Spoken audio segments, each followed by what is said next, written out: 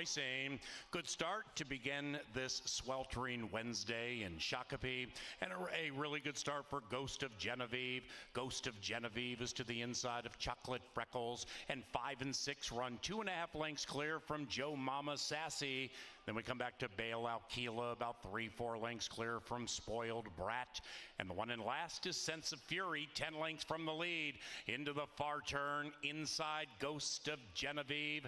Outside Chocolate Freckles, nearly on even terms. Now 8 lengths away from Bailout Keela. And then another conspicuous gap to Spoiled Brat, about 13 out of it. Sense of Fury to the outside of that one. And Joe Mama Sassy goes back to last. And Ghost of Genevieve is trying to put away Chocolate Freckles. Ghost of Genevieve now having to deal with Bailout Keela, and they're into the final 150, and Bailout Keela is as hot as the weather right now, surging right by. Bailout Keela, 2.5 to 1 prevails. It's 1-5-6 in race 1.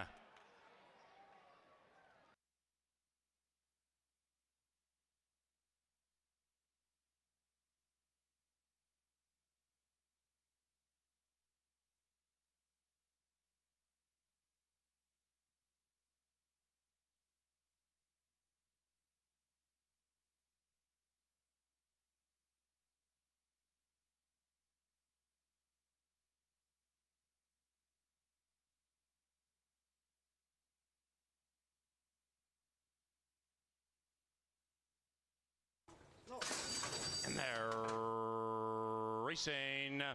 Unleash the Beast unleashes the speed out of the starting gate, and Kierkegaard is close handy. After that, Single Me Out to the outside of Thrill Ride, attempting to win 2 in a row. So we have 2 packs of 2 with 4.5 to go, and up top, number 2, Unleash the Beast, pulls them along by a head.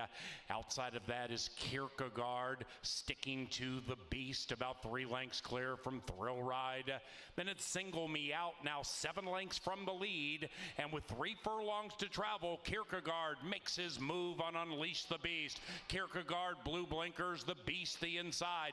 Thrill Ride getting a terrific trip if good enough, 5 out of it, and about the same margin clear from Single Me Out. And Kierkegaard takes the lead and runs away by 1. Kierkegaard from Unleash the Beast, Thrill Ride, and Single Me Out into the final furlong. It is Kierkegaard showing the way and pulling away, and Kierkegaard has a 3-length lead on Unleash the Beast and Thrill Ride, and Kierkegaard and Carlo Lopez prevail by 5.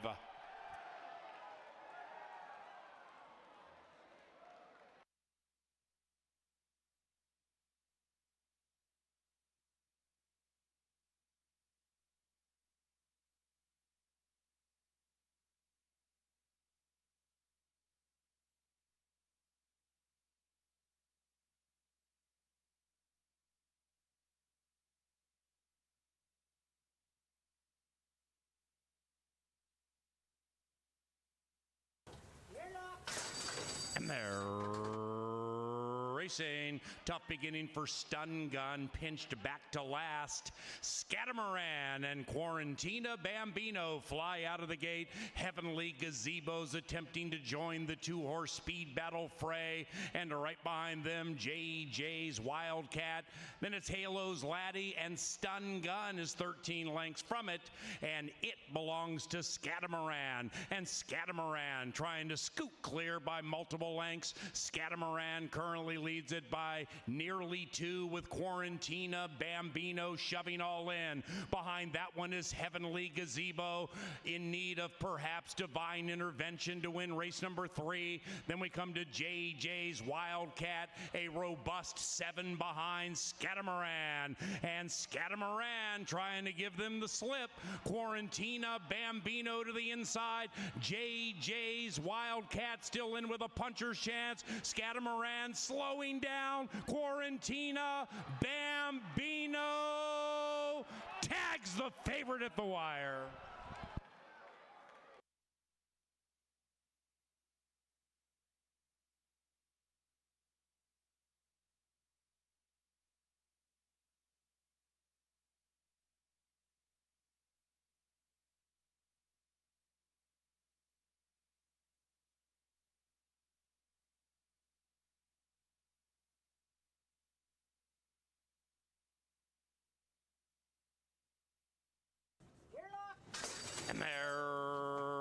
racing.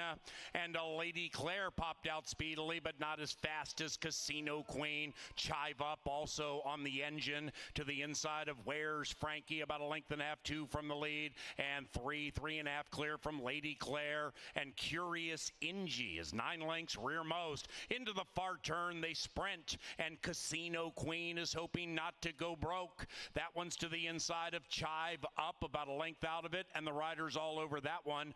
5 lengths clear from Where's Frankie, 5-6 lengths from the lead at 8-5, and they come charging down the Canterbury Park turf course, trying to catch the Queen. Casino Queen with a 3.5 length lead. Outside of that is Chive Up. Then it's Where's Frankie with a last gasp effort, but it's way too late.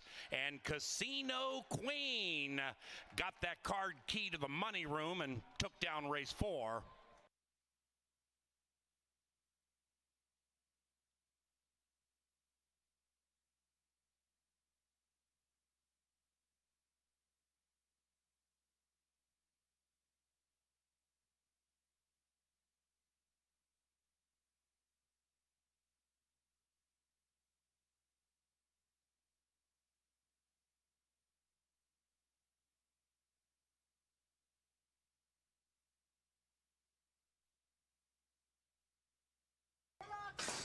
And they're racing, and they've broken a line. Grunder at 4-1 wins the start, and Grunder is off to the lead. West Bay is heading south as they corner, joining the lead, and in fact is within a half into the inside of Tiger Hunter. The early pace is kind of hot, about 5 lengths from the lead to Ghost, to the inside of Calico Joe, and then we come back to Pass the Cat. And Pass the Cat is last of the 6 and about 8 lengths from the front. Up the barn side they go, race 5, CBY. It is Grunder pulling them along and slowing down on the lead. It's Grunder to the inside of West Bay. Outside of that, Tiger Hunter now makes it a line of 3, and Tiger Hunter is pulling Kelsey Haar right to the lead. 7 lengths behind that, we come back to DeGhost, who's losing ground, overtaken by Calico Joe and Pass the Cat, who's trying to pass DeGhost. Into the far turn, separated by 8, Tiger Hunter is hunting for top prize in race 5. Tiger Hunter to the outside of Grunder, and there's still 5 clear from West Bay, shoved on hard. It's another 3 back to DeGhost, who may be resurgent. Around about the quarter pole, Tiger Hunter desperately trying to put away Grunder, and they're locked in battle. 7 lengths away from West Bay and DeGhost, and they're into the final furlong. It's Grunder on the inside, Tiger Hunter to the outside. These two are throwing blows down to the line together. It's Tiger Hunter, Grunder, resurgent to the inside. Grunder, Tiger Hunter, too tight to call. Noses bobbing at the wire, hold 'em all.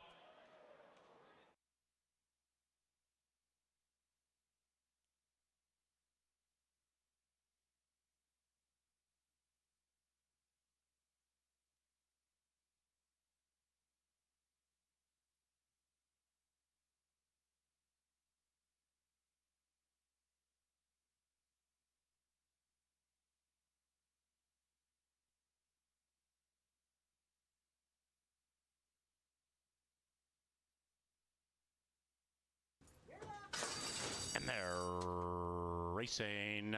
Big League Benny with Big League Speed to the outside, and Big League Benny at 7-5 with that killer crossover gets down to the inside with a 2.5 length lead.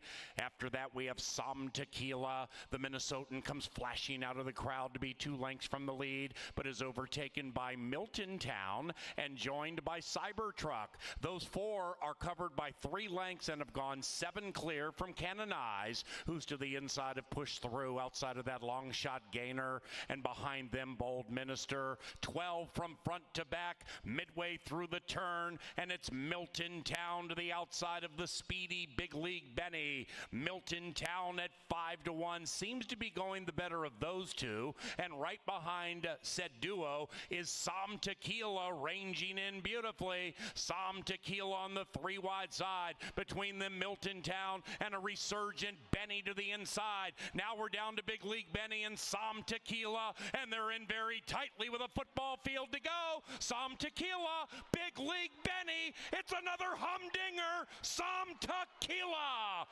left him punch drunk.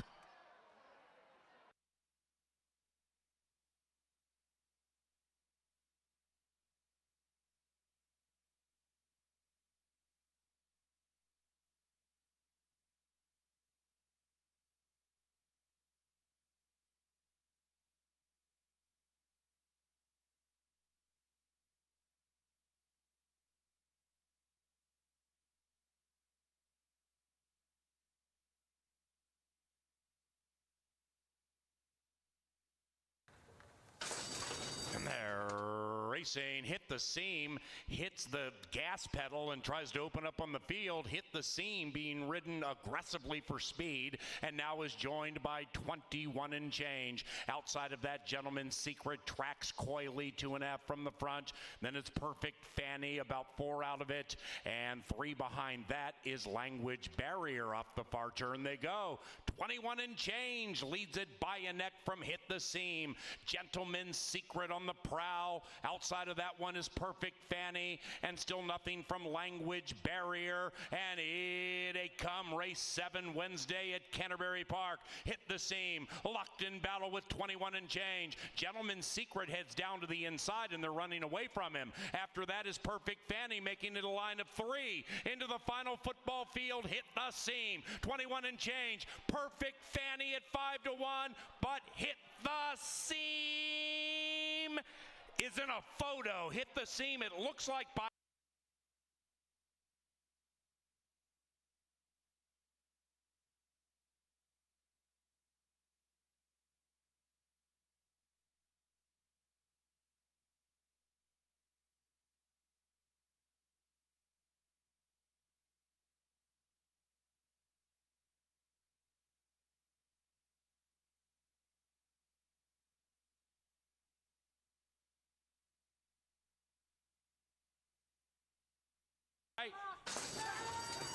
on the way they go. Rough beginning for Stevie B. Made an aggressive right turn out of the gate. Rocking the World popped nicely. So did JJ's Blue Moon. Louis Blue is a beaten favorite. Stevie B resurgent to the outside, but Rocking the World as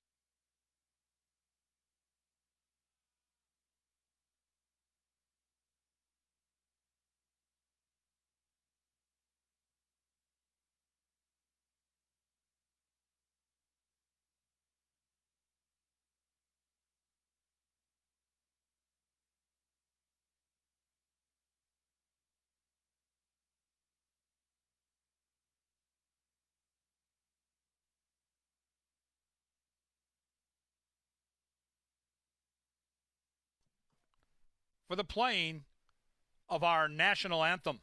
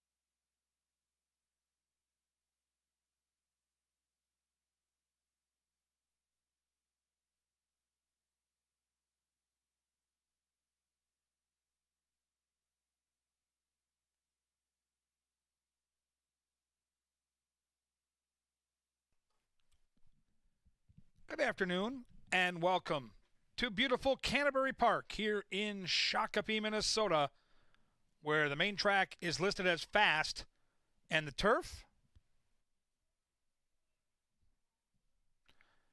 If you'll open up your programs, we'll go over the changes on tonight's 8-race card, starting in race number 1. In the first race, scratch number 4, I'm Blue 2. Race 1, take out 4. The rail is at 25 feet tonight on the turf, 25 feet out on the rail for the turf. Races 2, 3, 4, and 5 are all free and clear, no changes. Because of darkness, race 6 is off the turf. Off the turf on the main track of the mile, scratch 1, 3, 4, and 7. Make the jockey on the 5-horse, Constantino Roman. Roman on the 5, scratch 1, 3, 4, and 7. No superfecta, no trifecta, no show, all in race 6.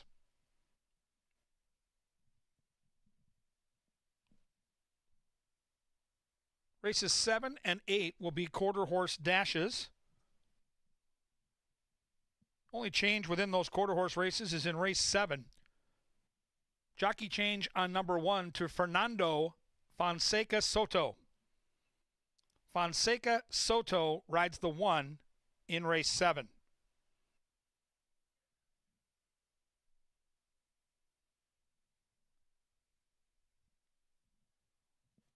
Race 8, free and clear, no changes. Up next, time to get to know all the important information here at this beautiful racetrack. For more on that, Miss Angela Herman and Mr. Jeff Madej.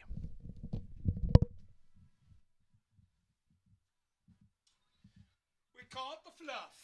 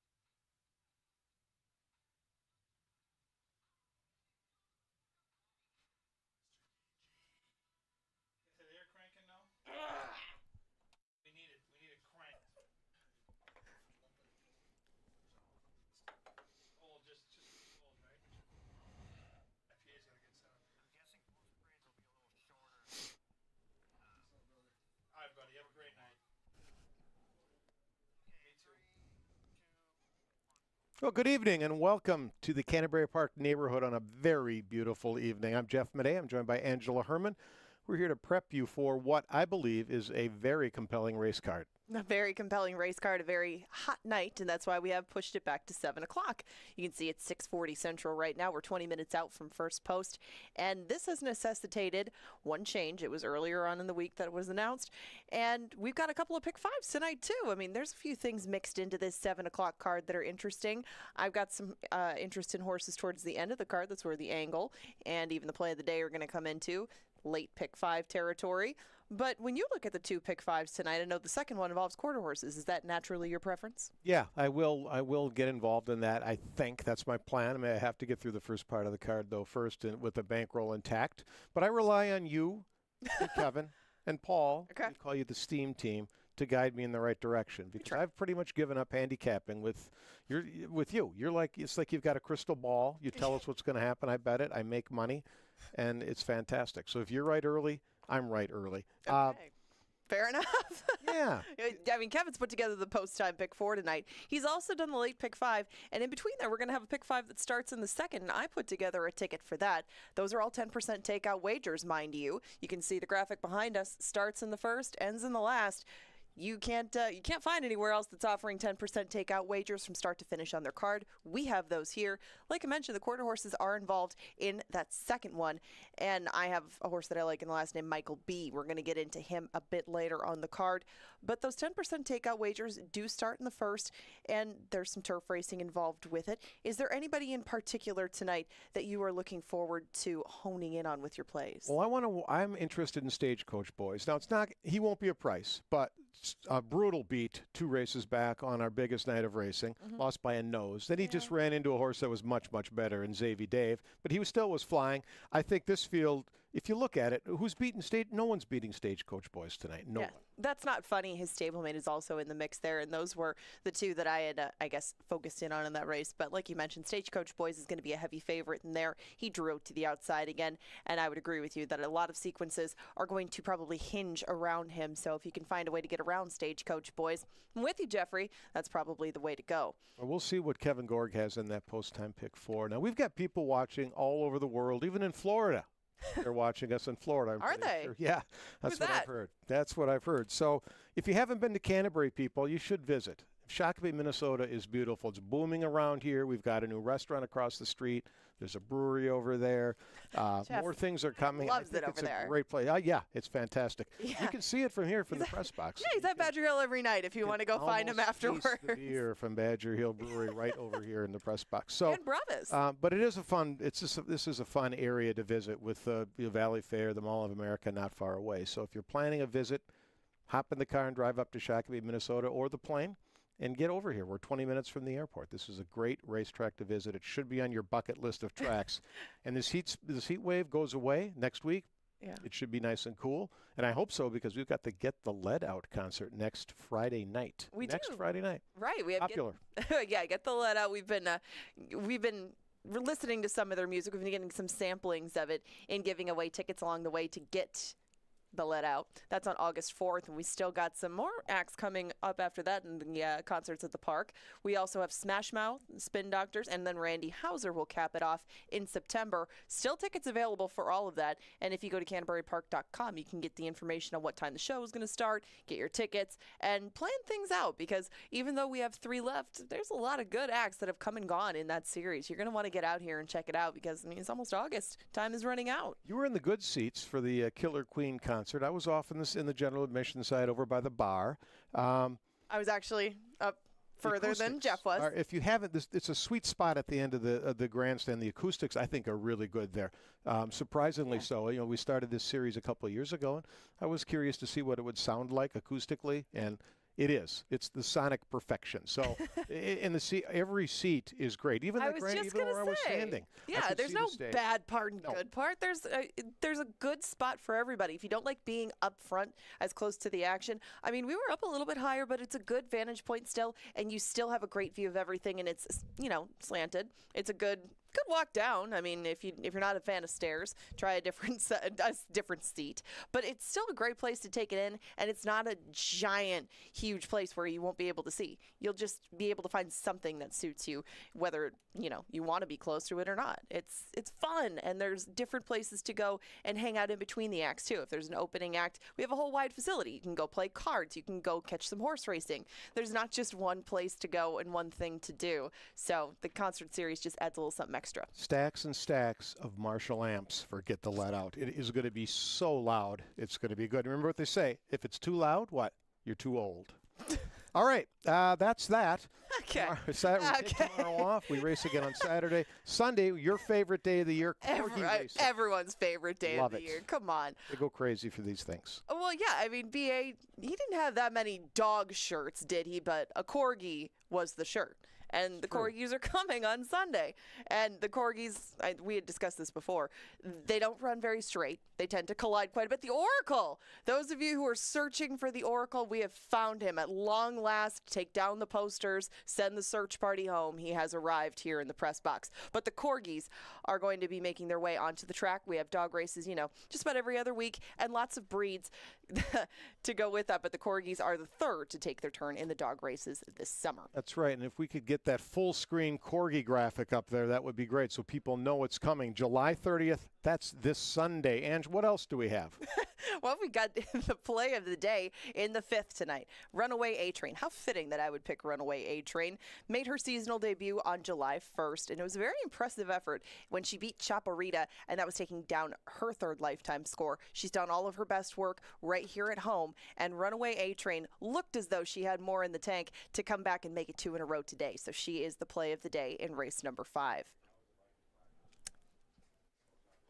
Love it. We like that play. It's a crucial piece of the serial wagers as well. It is. Not part of the pick 4, though. That post-time pick 4 that begins in race 1 in just 15 minutes. There's a couple of short the only prices. one it's not a part of. Right, the 3-2 with the 6 horse, and the 7 is 9-5. Your pick in this race is who? Before we go to Kevin, what do you love in race 1? In race 1, I do have Miss Polo Bar right along with him. Miss Polo Bar, her set of races sprinting out in California would set her up well for this because she displayed both speed and versatility. But that seasoning, doing what she's going to try to do today, gives her a leg up on some horses that are either making their first start or going to try the turf sprinting sort of thing for the first time. 7-2 would work for me. Don't think that's going to last. But Boardwalk Queen has been the heavy favorite throughout the wagering. I mean, I think she was 1-5 at one point. She's drifted up to 3-2 with 15 minutes to post. We will see where all the money does land because now Alatrope, her stablemate on the outside, has taken a lot more money at 9-5. But we've got a further breakdown of this one coming with Kevin Gorg. He's got race 1. He's got the post-time pick 4. He is taking over the controls because the first is going off in 14 minutes. Thank you, Angela. We are ready now to handicap this turf sprint, and favorites taking that money, as both Angela and Jeff referenced, to the outside. I am with Angela on the 2-horse, Miss Polo Bar. That's a good look at her right there, and those turf sprints at Santa Anita were no joke. We don't get a lot of shippers from Southern California. She looks real good physically here in the paddock. Last seen back on the dirt early July at Los Al, and I think she's legged up and ready to go. I'd love to lock in at 7-2 on some fixed odds, but I'm with Ange. I think this price is going to slowly wilt down closer to post time. We get Harry Hernandez. I think he's sitting on a couple wins tonight. I think he's got some very live mounts throughout the card. And let's take it from front to back. We'll start with number 1. Kelsey Har won the final race last night in upset fashion on a quarter horse. We'll see if she can create some momentum here. She rides for Bobby Klein, first-time starter, decent bloodlines, good workout pattern. I like the most recent drill, a 5-furlong breeze out of the gate. Should have this horse ready to rock and roll. I don't love a first-timer from the inside post, but on the turf, good-looking gray. There's a look right now at This Damsel May Fly. And the workout pattern, to me, says this horse is sitting on go. So we'll see if Kelsey Har can do just that at a big price in race 1. 3-1 now on Miss Polo Bar. I think she's got speed. I don't think she needs the lead. Harry Hernandez is such a good judge of pace. I'm going to trust him to pop out of that gate and make a good choice. But there's a good look behind the 1 at number 2, who's just very comfortable so far in her warm surroundings here in Shakopee. Number 3 is Climb to Glory. Lindy Wade gets the call for Robin Spencer. Shipping in from Prairie Meadows, where they do not have a turf course. So they're here with a purpose. Up 35W they come. Showed speed last time. Beaten less than a length on the main track. No turf form to go on, but a really good Tomlinson number of 359. So the turf bloodlines are there. She's the granddaughter of Kitten's Joy. Anytime you see Kitten's Joy in the bloodlines, you know the horse will likely enjoy the turf at some point in their career. Scratch the 4, move on to the 5. Missy Piggy. Chad Lindsay gets the call for Bobby Klein. So this is the other Klein horse, and we all know that Kelsey Har gets first mount in the barn. So this is a horse I'm going to play a little wait and see with. 19-1 kind of tells the story on Missy Piggy. 6 was the Steam Horse as soon as the betting opened and has been bet all the way through the wagering process. 6-5 on Boardwalk Queen. Luis Valenzuela gets the call in from glitzy Churchill Downs. So this horse has raced in 3 maiden races. 121,000, 114,000, 116,000. So the class drop is severe. This is a maiden race with a purse of $27,000. So more than 4 times the purse is what she's been facing. So that third last time out tells you she's likely going to be a runner. It's Lothenbach. It's a $50,000 purchase at the 21 Keeneland September sale. And again, first time with Joel Byrne, 32% winners. The running style to me is a little bit cloudy because all of her races were last year as a 2-year-old. They were all in the dirt. Something tells me moving to Joel Byrne and having Byrne put this horse in a turf sprint, she might have a little more speed than she showed in Kentucky. But I think 6-5 is awfully aggressive on a horse that's never raced on grass. Number 7 is Allotrope, Constantino Roman for Joel Byrne. This horse has been knocking at the door, man. 5 career starts, 4 for 5 in the money. 2 starts on the Canterbury turf, back-to-back second-place finishes. So if the 2 doesn't fire and we don't know what the 6 is on the grass, the most likely winner probably is this outside marker. I think the speed of the race will be the 7. I think she gets to the front. There are some wild cards here, like first-time starters, like the good-looking gray we're looking at. But the 7 is absolutely the horse to beat. I couldn't dream of building a ticket, especially in the post-time pick 4 that didn't include the outside horse, Allotrope. Let's take a look here. It's warm. We backed the post time up to 7 o'clock. It's now starting to get a little cloudy here, which is going to help that temperature go down, but still around 90, 91 degrees. Earlier today, the dew point was in the 70s, so absolutely made the right choice for the safety of the horses and all the people that work around them to back the post up. And these maidens are behaving quite well. There's the 2 horse. That's who I fancy here, Miss Polo Bear, and in from California, looks good on the muscle. Really fit horse with the ears up. She's kind of taken in the surroundings. Those turf races in Santa Anita should have her ready for a solid effort here. Want to get a good look at the 3. That's the horse that's in from Prairie Meadows. I'm always intrigued by that because they come up here to race on our beautiful turf course. She showed speed last time out against maidens. This is a step up in class, but the Kitten's Joy in the bloodlines tells me that she might enjoy the switch of surface. 5 is the horse I'm playing wait and see with. That's Missy Piggy. Just don't know a lot about the turf bloodlines, and it's her first time out, and the workouts are a little bit on the slow side. You've got to show speed in a race like this, and now you're seeing those outside 2 horses jockeying for favoritism. The Churchill Shipper is still favored, but I think when the dust settles and they hit to the gate, I think the 7 ends up being the post-time favorite. That is Allotrope on the outside, but we'll see. Boardwalk Queen has been bet all the way through, as I mentioned, has faced really tough competition down at Churchill Downs. So this 6 filly certainly has talent.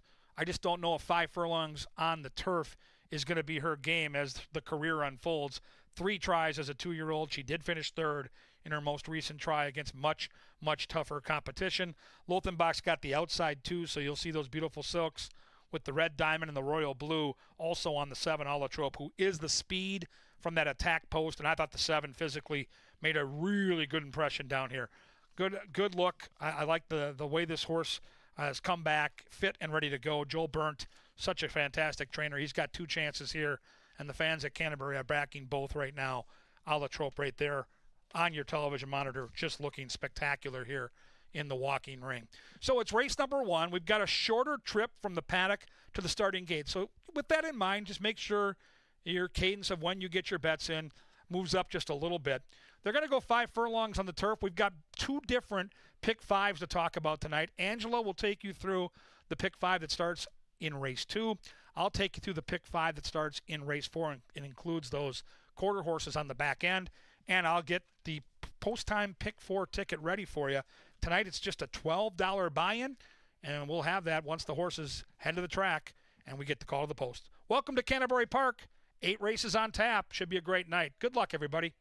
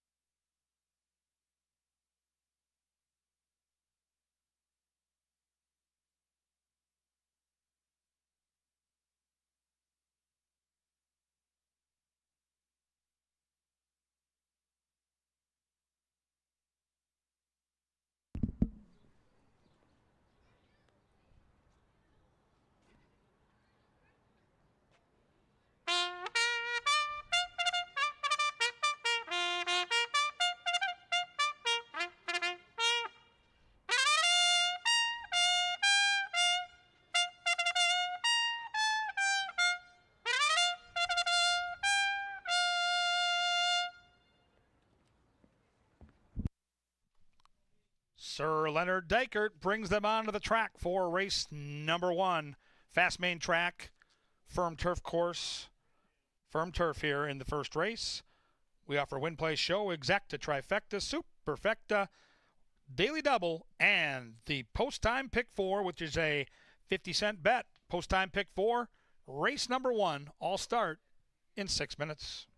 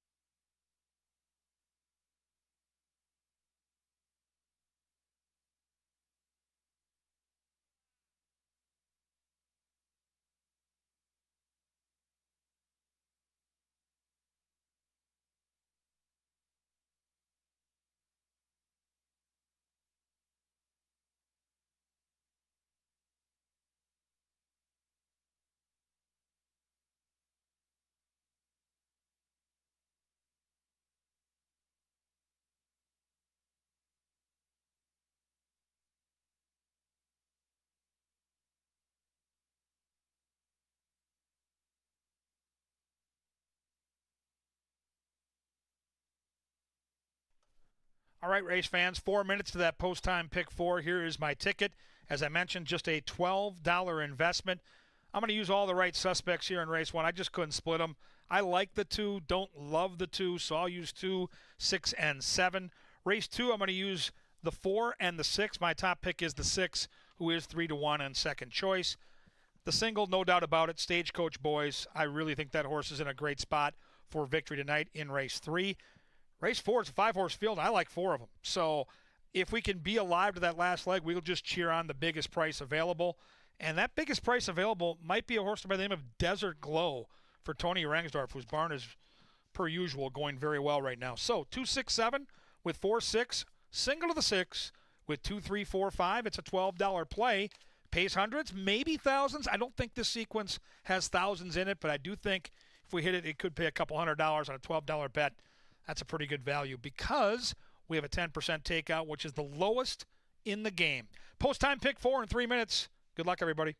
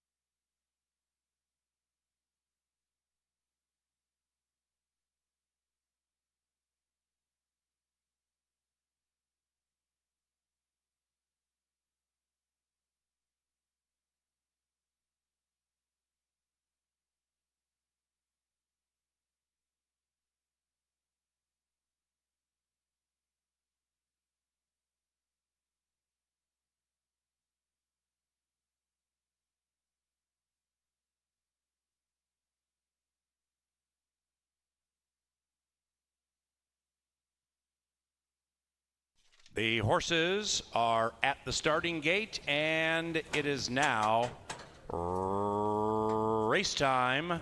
It's the first of 8 at Canterbury Park. Thursdays at CBY. You okay? Oh, yeah. Still off. Still off. Still off. He's on. And they're racing. Alatrope being ridden for speed aggressively to the outside, grabs the lead, tries to run away from Climb to Glory. Alatrope gets down to the inside, leading it by 2. After that, Boardwalk Queen, 5 out of it, maybe 4, to the outside of Miss Polo Bar, and Said Quartet is 5 clear from This Damsel May Fly, who is joined near the rear by Missy Piggy. They're coming to the top of the stretch, and Alatrope leads it, but the lead is diminishing. It's only a half. Climb to Glory's to the outside of that one, and even wider out is Boardwalk Queen making her move. Miss Polo Bar is looking to sneak through on the inside, and here they come in the lid lifter at CBY. Alatrope trying to go gate to wire. Miss Polo Bar to the inside means business outside of that Boardwalk Queen. Alatrope though, Alatrope bending challenges. Alatrope all the money.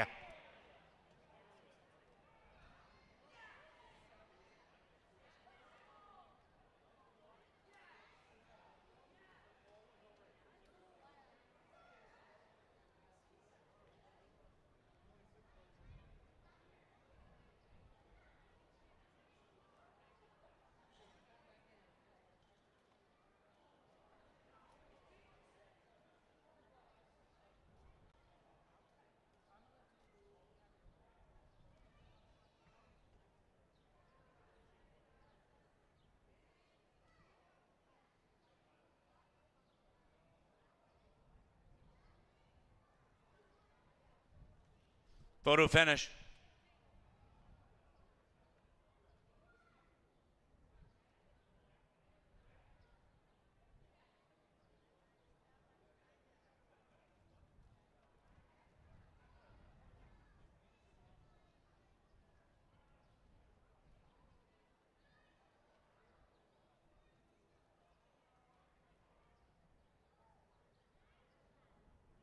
Result of the photo shows number 7, Alatrope. First, 7.623 in 57.99.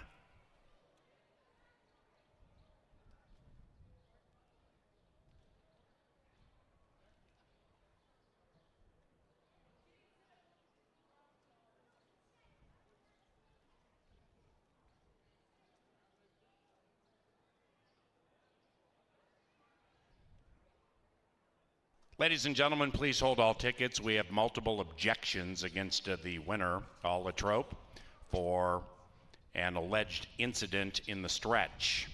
The trainer and rider of number 2, Miss Polo Bar, Jose Silva Jr. and Harry Hernandez, are claiming foul against Constantino Roman, and Alatrope claiming number 7 fouled number 2 approaching deep stretch.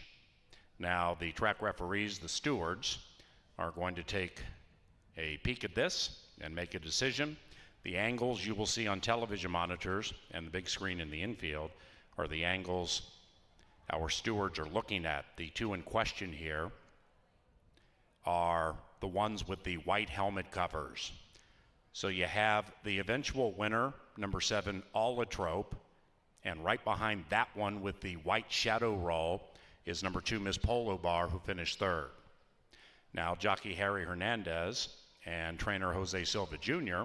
are claiming Constantino Roman and that 7 took racing room from them while they were right next to the rail. And the stewards are going to analyze said allegations, and they'll chat with the jockeys and the trainer who filed the objection, and we'll have an answer for you shortly.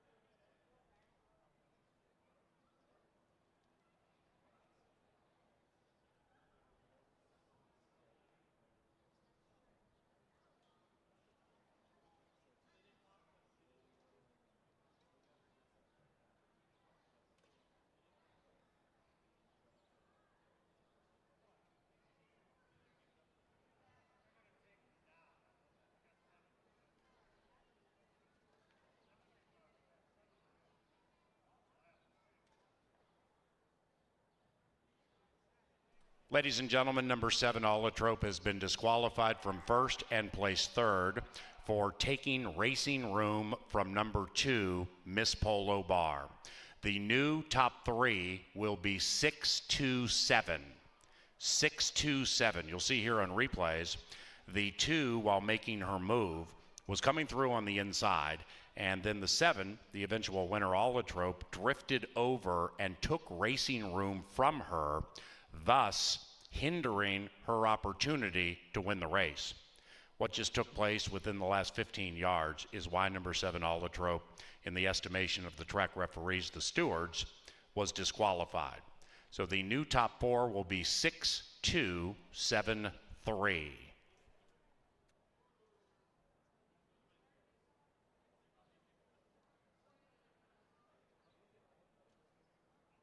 Into the winner's circle, Boardwalk Queen and Luis Valenzuela.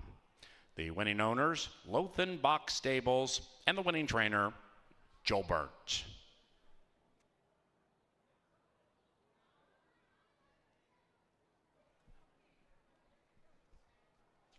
Race 1 is official, and race 1 was provided by Loeffler, the Upper Midwest's largest privately owned business technology and service provider. We also thank Maker's Mark, Minnesota Lottery, Mick Ultra, and Pepsi. The second race is just 20 minutes from now. Fast main track, no scratches, no rider changes. We welcome our featured groups this evening.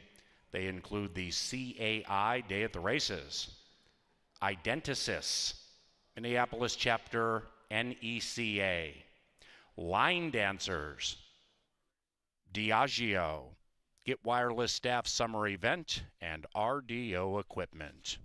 On behalf of Canterbury Park, welcome to the races.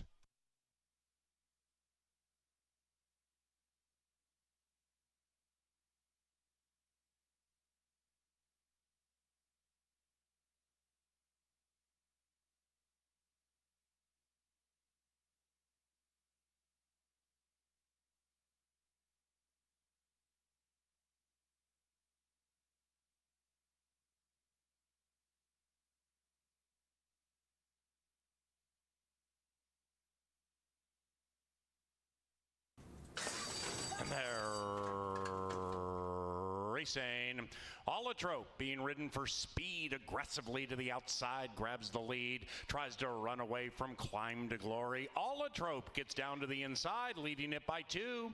After that, Boardwalk Queen, 5 out of it, maybe 4, to the outside of Miss Polo Bar, and Set Quartet is 5 clear from This Damsel May Fly, who is joined near the rear by Missy Piggy. They're coming to the top of the stretch, and Alatrope leads it, but the lead is diminishing. It's only a half. Climb to Glory's to the outside of that one, and even wider out is Boardwalk Queen making her move.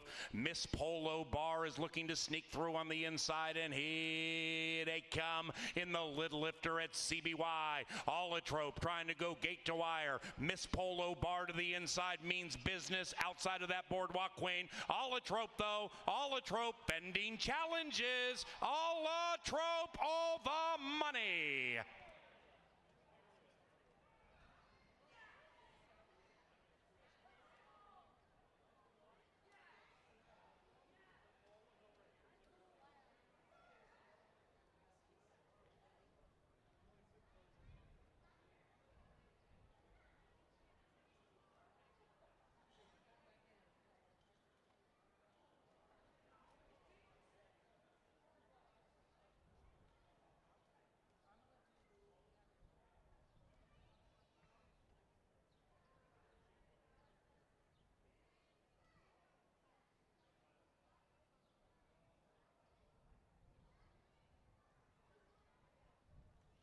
Photo finish.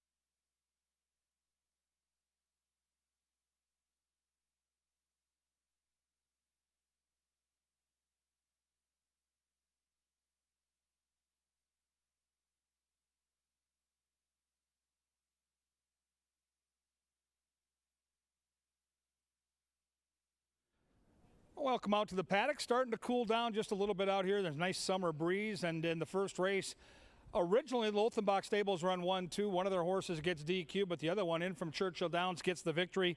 Luis Valenzuela for Joel Burnt will sail on to the second half of the double. State Bred's Allowance Company. These are some fast horses, too, sprinting at 6 furlongs. Let's take a look at the field. We'll start with number 1, Sam Says.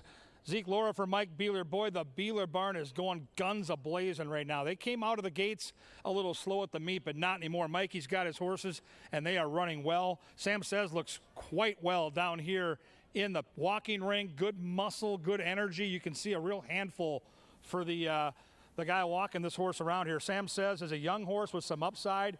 He'll likely use his natural speed from the inside post. 4-1 morning line, up a touch on the board at 7-1. Number 2 is Birdie Machine. Lothenbach looks to sweep the double, as does Joel Burnt. Uloa gets the call here. My question with the 2 horse is, can this horse rate? If he can rate, he's going to get a dream trip. If he gets sucked into a pace battle, it could be a problem, because I think other horses in here are equally fast, if not faster. So we'll see what kind of trip Birdie Machine works out.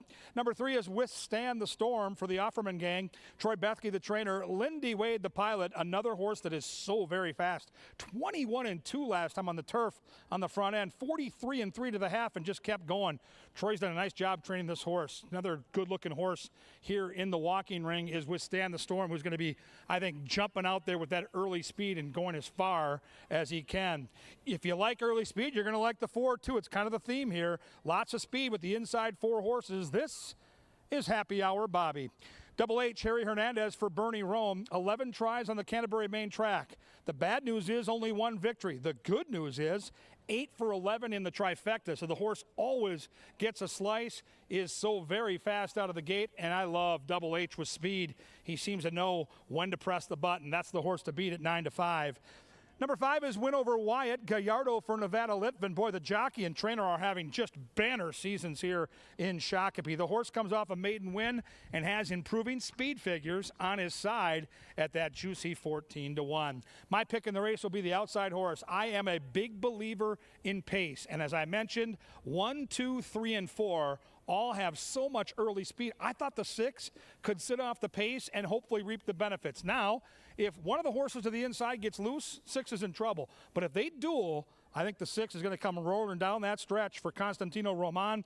It's Joel Burnt, another Lothenbach horse, and it's a price right now of 3-1.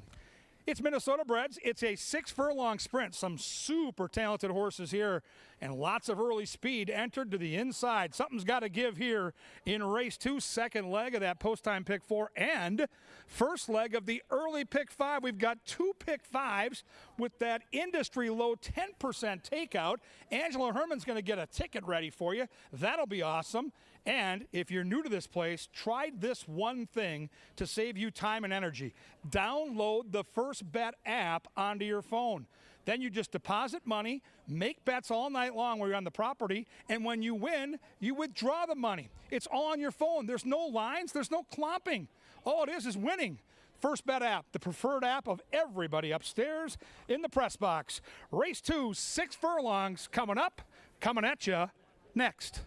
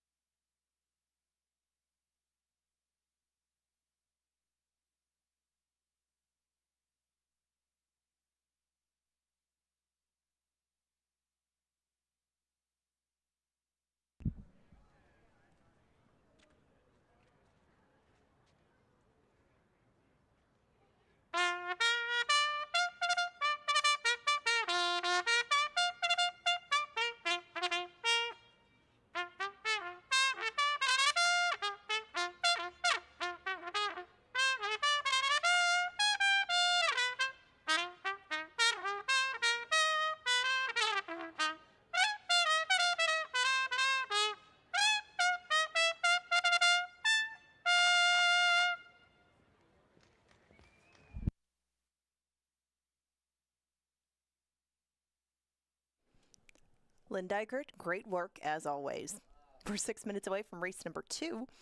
And if you're just joining us, I want to remind you of some things that are coming up here at the park in August. Starting on August 4th, we got Get the Lead Out. Get the Lead Out is performing on the 4th, but a week later we have Smash Mouth and the Spin Doctors, and the Canterbury Concerts at the Park ends with Randy Hauser. Tickets and information for each of these shows available on our website. We have the Taste of Canterbury coming up with Whiskey and Wings. It's our 3rd of 4 themed events this year. We got food and beverage pairings and cocktail samplings of whiskey and wings going on Saturday, August 5th. The next day, it's time for dessert. Cupcakes, Chocolate, and Coffee Festival going on the 6th.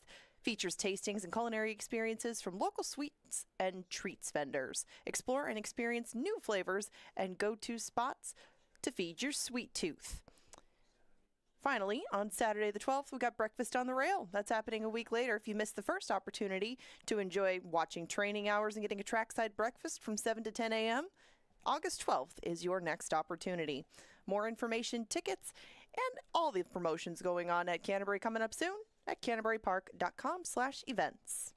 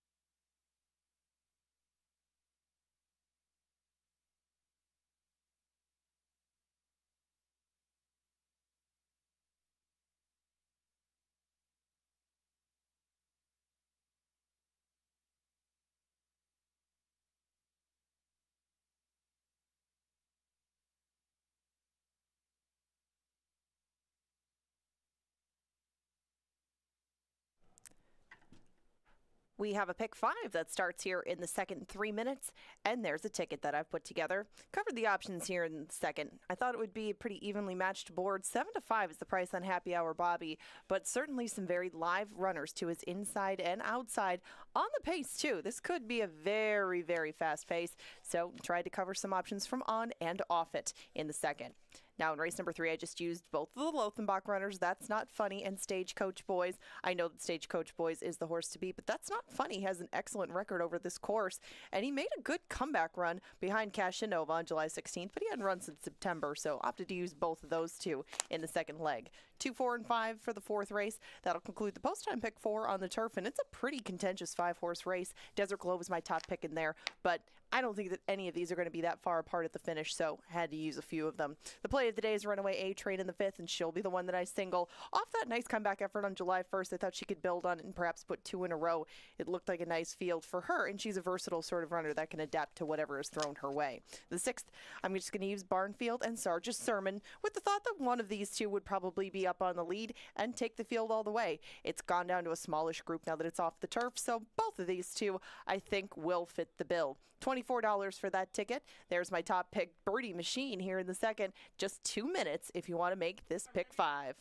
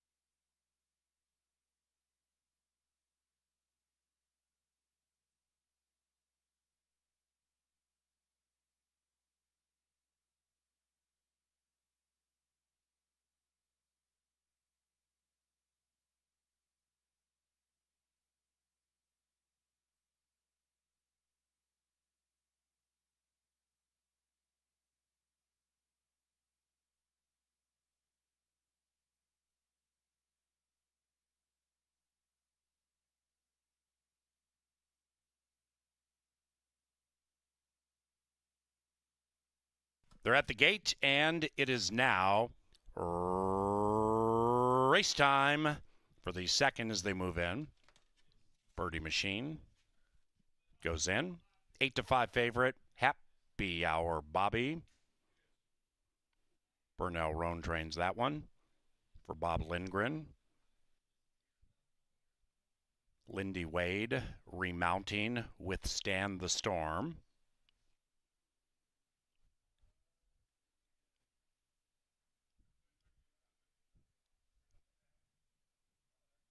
Win over Wyatt, looking to win 2 in a row, 2-1.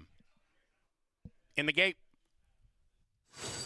And they're racing in the SJ Mix Classic. And from the outside showing speed, win over Wyatt popped nicely, but so did Withstand the Storm. And now Happy Hour Bobby puts the pedal to the metal and grabs the lead. Happy Hour Bobby tries to open up on the field and leads it by 1. Withstand the Storm is trying to do exactly that with the speed of Happy Hour Bobby. And that one's to the inside of Birdie Machine. Then we come to Sam Says. That one is sequestered about 5 lengths from the lead. And Win Over Wyatt's beginning to circumnavigate and move in to be 4 lengths out of it. Meanwhile, Happy Hour Bobby kicks clear by 2. Then we come to Win Over Wyatt about 8 lengths from front to back. Around about the quarter pole, Happy Hour Bobby at 4-5 shows the way. It's Happy Hour Bobby from Withstand the Storm. Then we come back to Birdie Machine and Midnight Royal to the outside. 8th pole, Happy Hour Bobby with intoxicatingly good speed is attempting to leave them punch drunk. And it's Happy Hour Bobby saying cheers. Happy Hour Bobby slowing down but winning.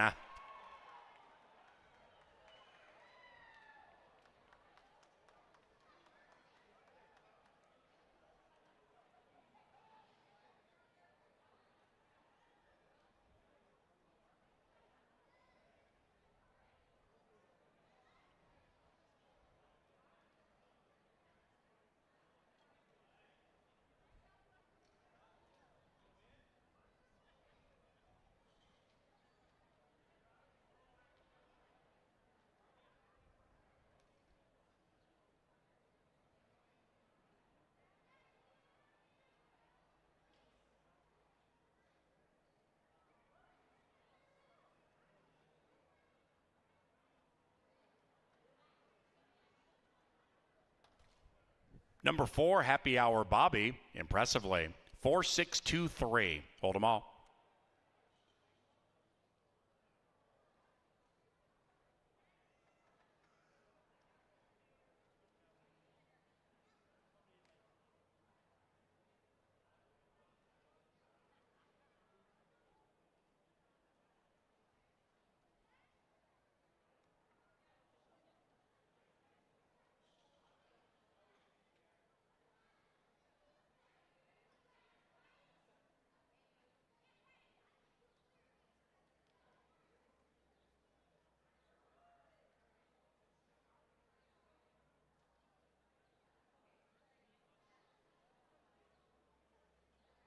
Race 2, official. The third race takes us back to the firm turf course. The rail, by the way, is 25 feet out. The rail 25 feet out. No scratches, no rider changes for the third. And post time just about 20 minutes from now. Courtesy of Cutwater Spirits and Ashley Home Store. We also thank Kim Crawford, the official wine sponsor of Canterbury Uncorked and concerts at Canterbury Park. And we serve Kim Crawford in the Canterbury Clubhouse Restaurant and Bars throughout CBY. Kim Crawford, thank you.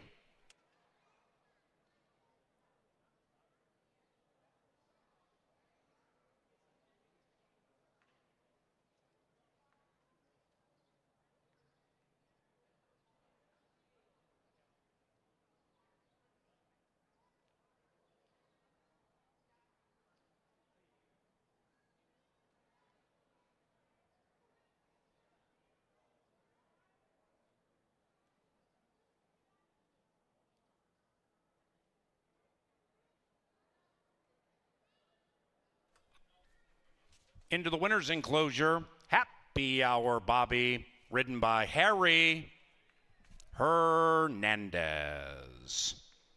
Happy Hour Bobby is owned by Bob Lindgren and trained by Canterbury Hall of Famer Burnell Roan.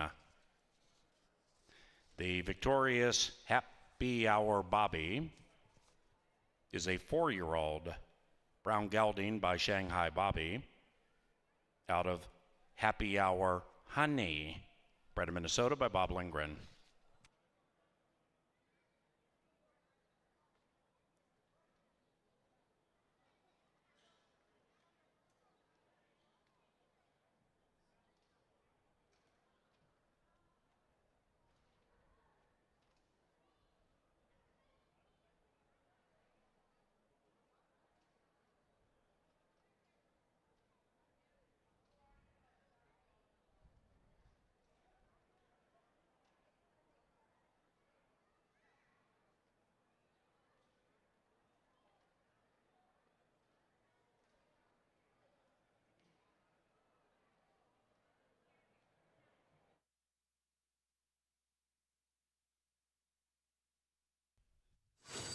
And they're racing in the SJ Mix Classic. And from the outside showing speed, went over Wyatt, popped nicely, but so did Withstand the Storm. And now Happy Hour Bobby puts the pedal to the metal and grabs the lead. Happy Hour Bobby tries to open up on the field and leads it by 1. Withstand the Storm is trying to do exactly that with the speed of Happy Hour Bobby, and that one's to the inside of Birdie Machine. Then we come to Sam Says. That one is sequestered about 5 lengths from the lead, and went over Wyatt's beginning to circumnavigate and move in to be 4 lengths out of it. Meanwhile, Happy Hour Bobby kicks clear by 2. Then we come to win over Wyatt about 8 lengths from front to back. Around about the quarter pole, Happy Hour Bobby at 4 to 5 shows the way. It's Happy Hour Bobby from Withstand the Storm. Then we come back to Birdie Machine and Midnight Royal to the outside. 8th pole, Happy Hour Bobby with intoxicatingly good speed is attempting to leave them punch drunk.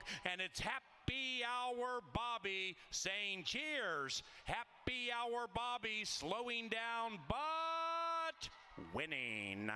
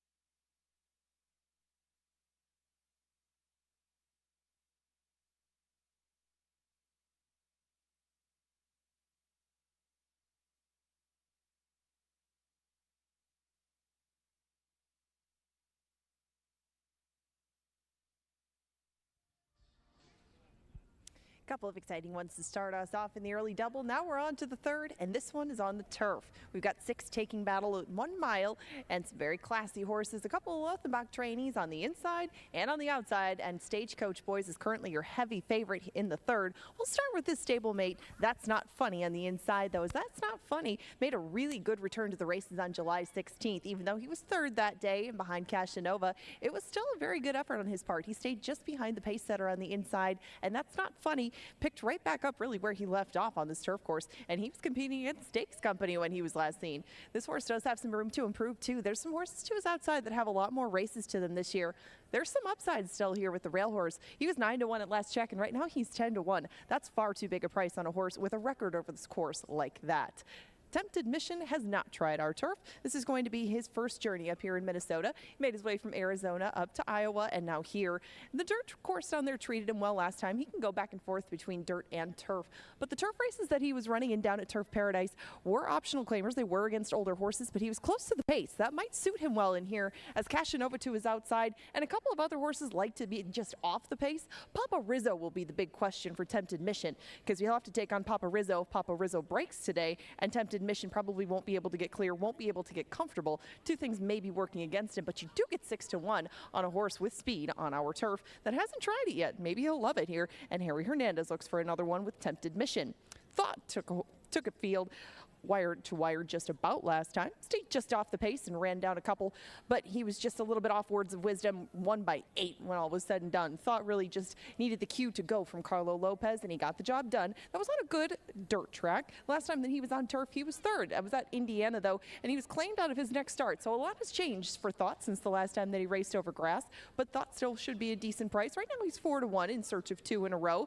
He is 4 for 14 lifetime. Not much of that running has been done over the turf, so Thought still might turn out to be a very good turf horse, just hasn't had that many swings at it. 12-1 is the price, and Papa Rizzo, he is a well-established vet over this turf course, and 4 of his 7 wins have come right here on Canterbury turf. He got one of those in his first start up here of the year in June. That day he was 10-1. Got bet down last time, but like I mentioned, did not break out of the gate at all. And Papa Rizzo rushed up, got towards the lead, and got a little tired. It happens. But maybe with a cleaner break and with a little less pressure on the lead, and I mean, just by virtue of a smaller field, you think that might be possible. Papa Rizzo at 13-1 is a steal. Casanova to his outside does have speed and has run a lot on the turf, but some longer distances too. You can see the 1 1/8 races back there at Turf Paradise. Casanova appears to be able to run all day long as you get him in the right scenario.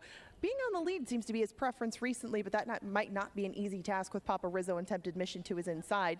Casanova still does like this turf course. You know, he's picked up a second and a third in 4 tries, but he does have his work cut out for him as he has to turn the tables on Tempted Mission, and Casanova might get into a little bit of a wide journey if they do go up there and battle on the front end. Stagecoach Boys has turned into a horse that can stay closer to the pace, and it looks like Stagecoach Boys will get as far as he can through the paddock and pick up Constantino Roman here at the 1. He comes off a second place finish behind Xavier Dave. Even though it was a small race, it was a quality one the last time that he ran in the Strangis. Behind that, he was just a nose behind in the Brooksfield. Stagecoach just keeps on firing really good races. That's why he's your favorite. He's 4-5. Lots of us like him, and why not? He drew very favorably to try to pick up his 4th lifetime win. The field for the third heads out to start at pick 3. They do a double as well. If you want to do verticals, exactas, tries, and supers are all on the wagering menu, and you have 7 minutes to put all those wagers together as they head out to the turf. A little power play coming up next. Kevin Gorg is eagerly awaiting in the studio, and that's after the post parade.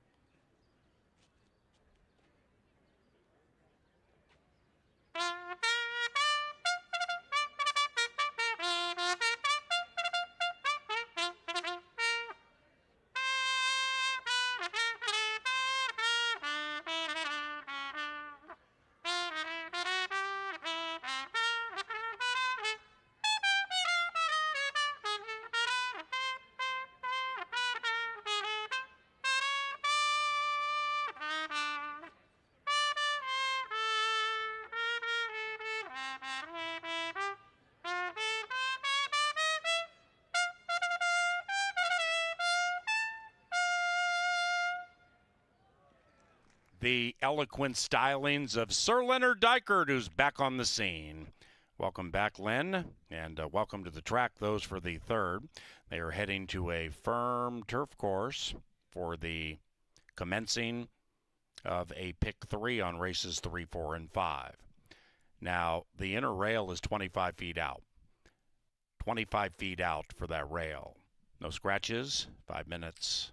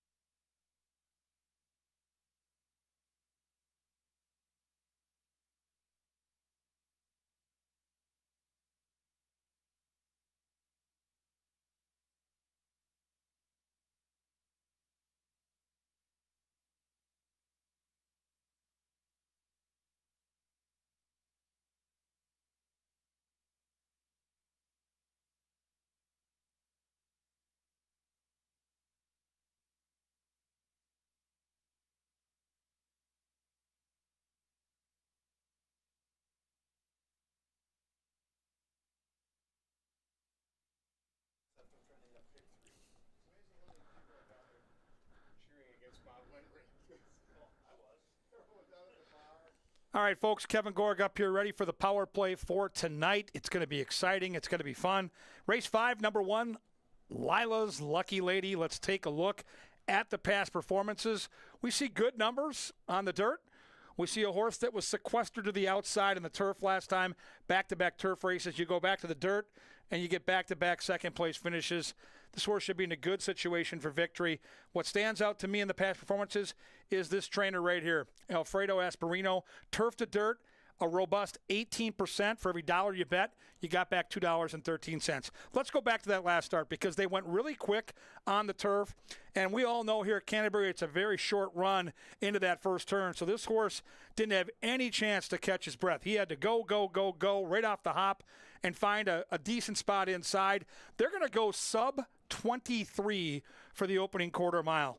That tells me that this horse, from an inside post back sprinting on the dirt, is going to be prominent tonight. This is a race where probably from that post with the speed up front wasn't going to happen, and this horse got tired as the race went on. Not tonight. Shorter trip, back on the dirt, the preferred surface for Lila. She gets all the money. It's our power play. Let's score together.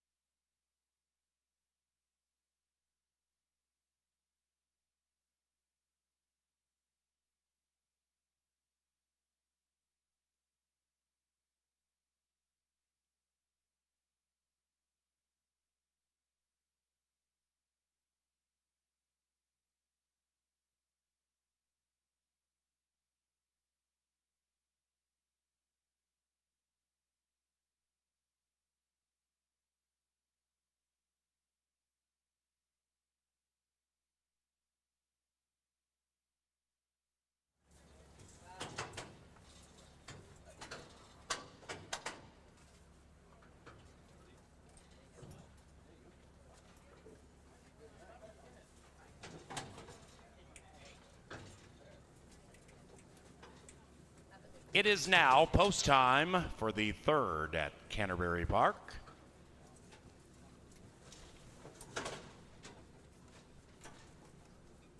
Stagecoach Boys. Last in, that's your favorite. A six-pack, race 3 on the side. And they're racing. Perfect line out of the gate. Papa Rizzo, as usual, popped out of the gate beautifully. But Tempted Mission is faster under the wire for the first time. Tempted Mission, Papa Rizzo, Tempted Mission. They go like the wind around the first turn and have opened up 7 on the next 2. That would be Thought to the inside of Stagecoach Boys. Quite content to be 8-9 lengths from that sizzling early pace. And around the corner they go. After that, we come way back to That's Not Funny, and the one behind that one is Cashanova. 3 packs of 2 up the barn side, and now the pace setter slow down a tad. Tempted Mission to the inside of Papa Rizzo. Those 2 right together. Then we come back to Thought, who now is a clear third, 3 lengths, maybe 3.5 from the lead. Behind that is Stagecoach Boys, niggled at a bit by Constantino Roman, and Stagecoach Boys is putting his mind on running. That's Not Funny, the stablemate to Stagecoach Boys. He's also making a move in 5th. And after that, it's Cashanova, 6 from front to back. And they all pack up at the top of the stretch. And here comes Stagecoach Boys. But his stablemate, That's Not Funny, is looking to win it with a whinny. That's Not Funny blows by Stagecoach Boys. Behind them is Thought, but That's Not Funny is giggling at this moment. Stagecoach Boys, he's not done. He's going to come back on the stablemate. 1-6 bookenders. That's Not Funny with the upset. And bragging rights on the shed row.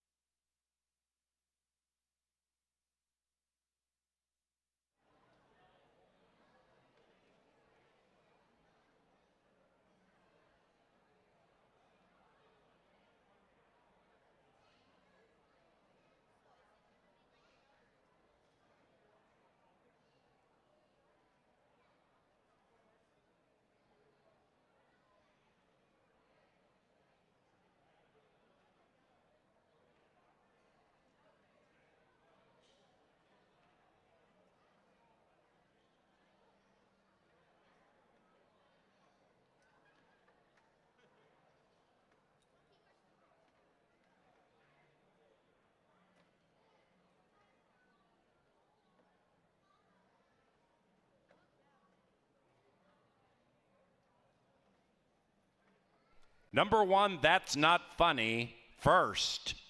1-6-3-5.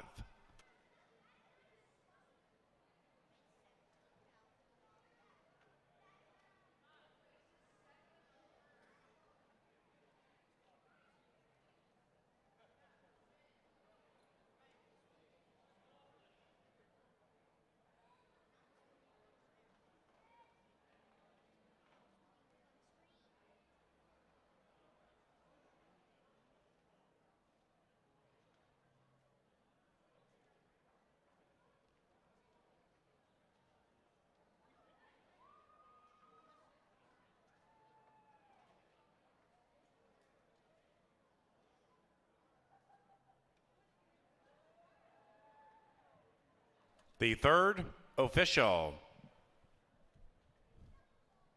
Trifecta, $23, 163 were the winning numbers. Superfecta, $11.54, $11.54.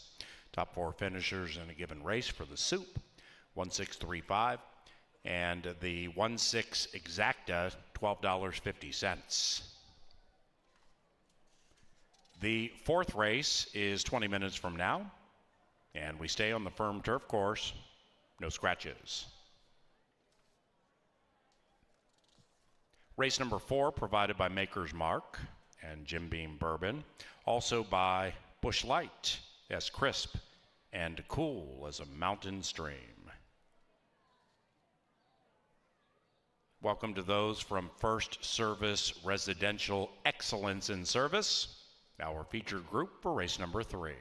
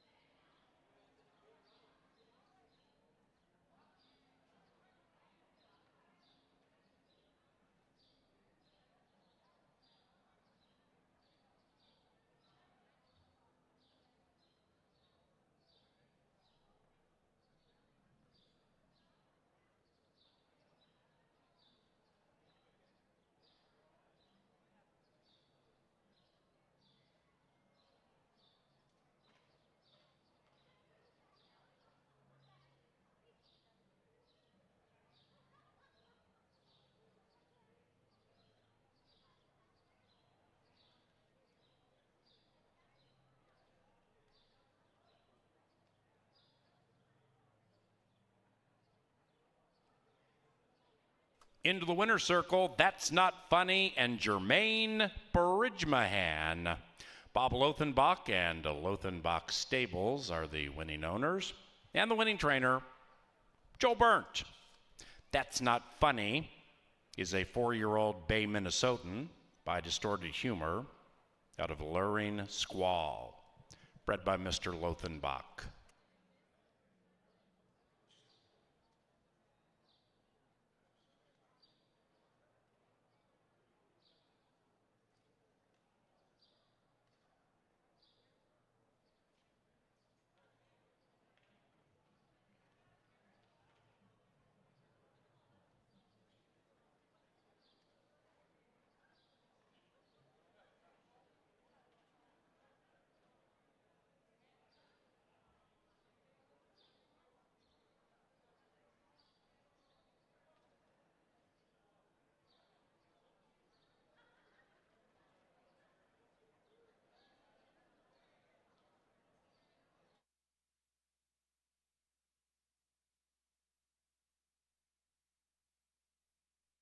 The side, and they're racing.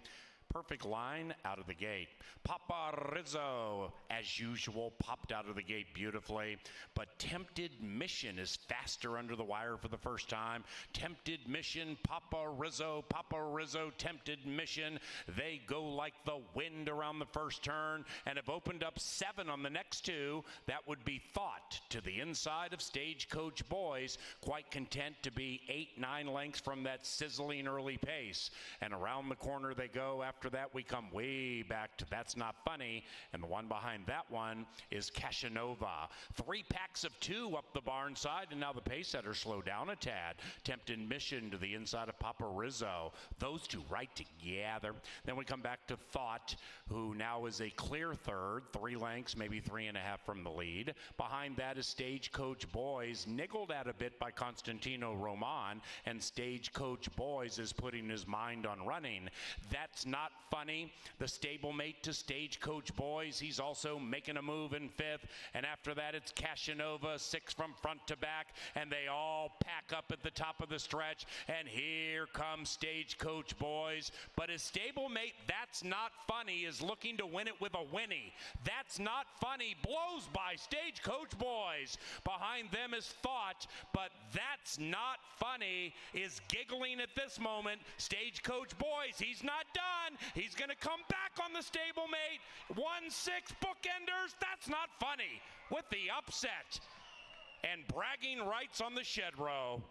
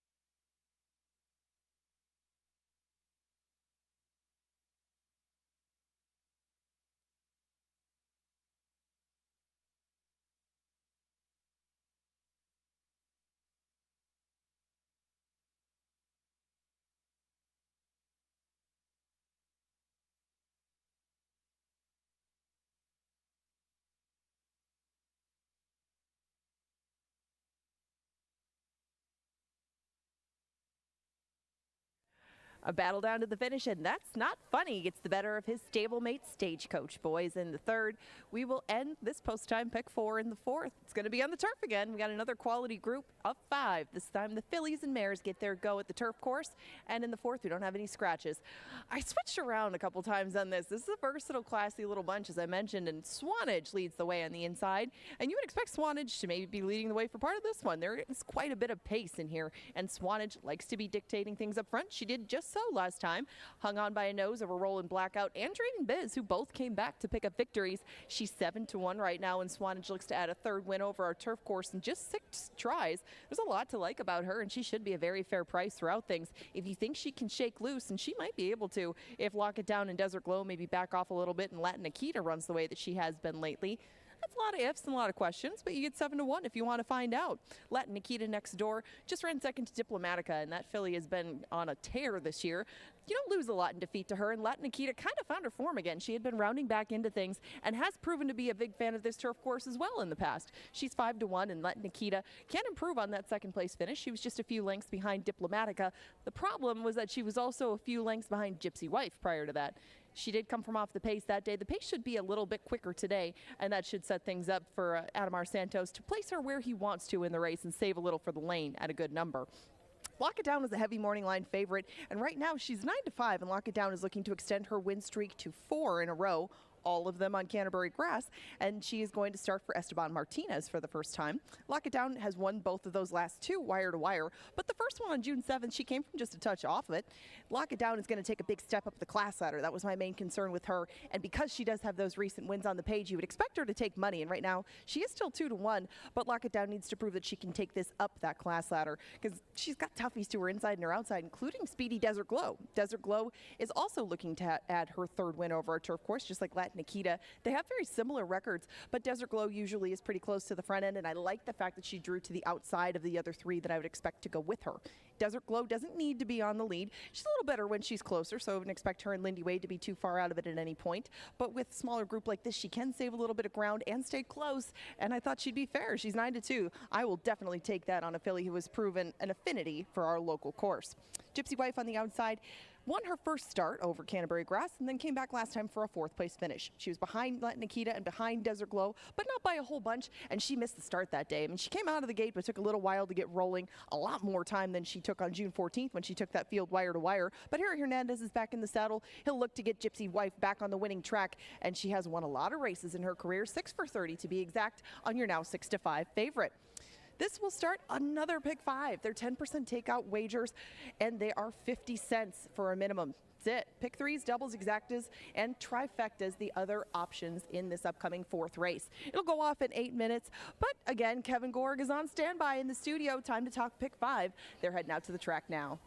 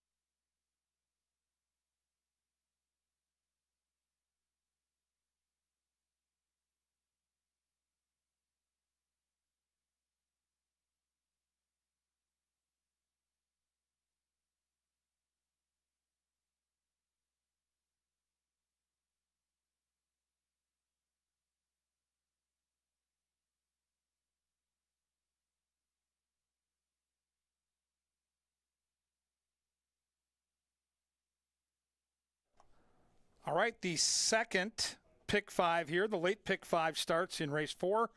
3 thoroughbred races, 2 quarter horse races. I've got a $72 ticket that I played and I like a lot. You can modify it any way you want, but in this race, I didn't think there was a standout. I'm going to use 2, 3, 4, and 5. I've got the 5 on top in lukewarm fashion and just bullish on the 4, who's a price. I wouldn't mind seeing her horse prevail here at a nice, last I checked, 5 or 6 to 1. Leg 2, I'm going to use the inside 3 markers, and frankly, I could have added the outside 2. I mean, it's one of those nights where I think there's going to be a couple of prices along the way, but I'll use 1, 2, and 3 in the 5th. In the 6th, I'll use the 2 and the 5. It's a 3-horse race. I just couldn't single there because with all the scratches, there isn't a lot of proven form. Quarter horse races are super competitive. I'm going to use the 3 and the 5 in race 7, and that race is a separator. My horses are 9 to 2 and 5 to 1. Very, very tough race is the 7th. In the 8th, I'll use 5, 6, and 7. $72 play, 2, 3, 4, 5 with 1, 2, 3, with 2, 5, with 3, 5, with 5, 6, 7. These pick 5s have been awesome with the 10% takeout. Last Sunday, it paid over $32,000. And with Del Mar just wrapping up, we've got a captive audience nationwide. You're going to want to play this pick 5 right now. Play my ticket, play your own, modify my ticket. Either way, you can't win it if you don't get in it. The post-time pick 5, or the late pick 5, with the 10% takeout starts in 4 minutes.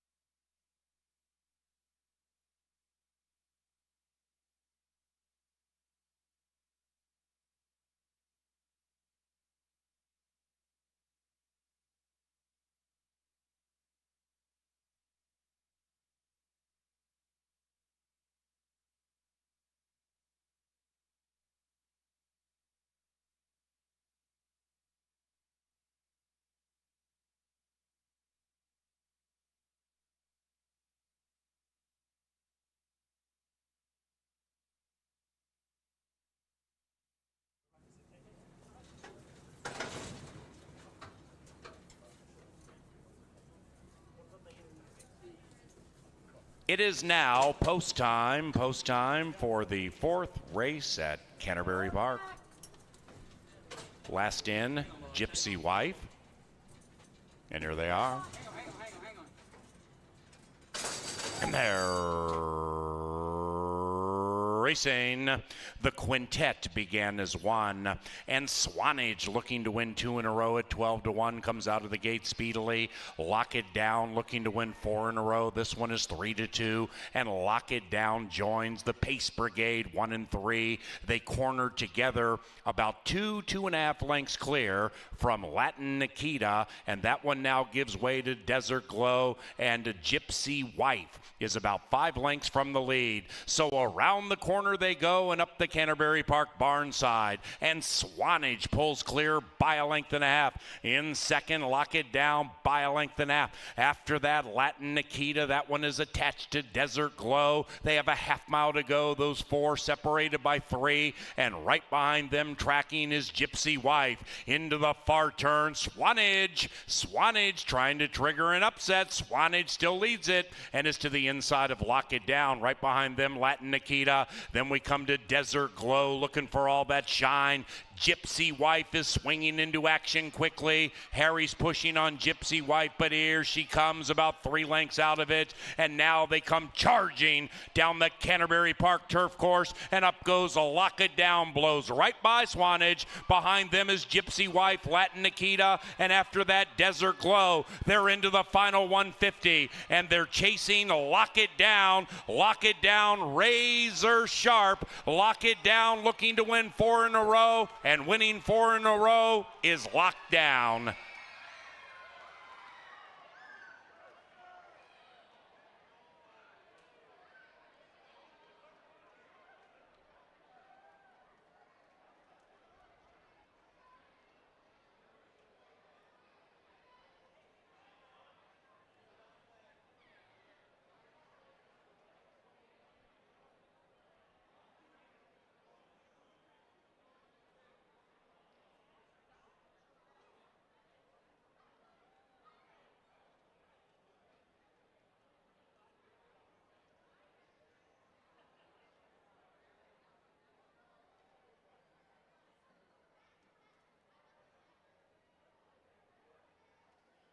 Number 3, Lock It Down, ran first.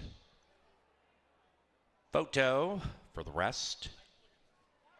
136.84, the final time.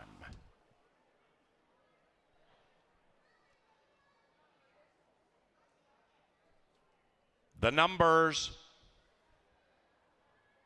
3, 5, 2, 1.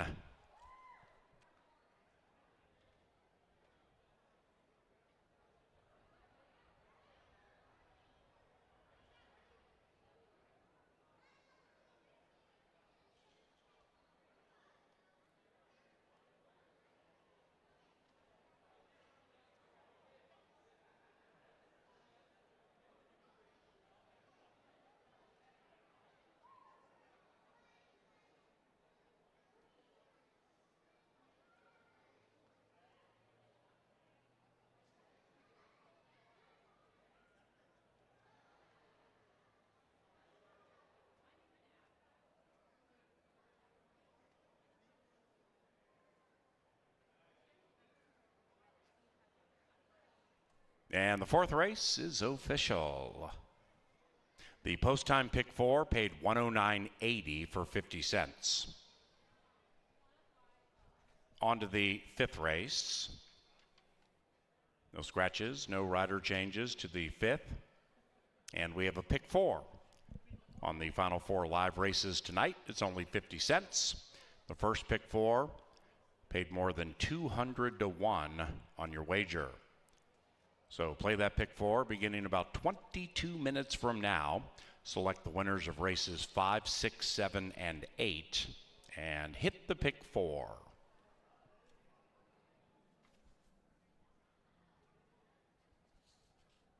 Race number 5 is provided by Pepsi, the official soft drink provider of Canterbury Park. We also thank Choice Electric, Atomic Data, Culver's, and Arch Key Solutions.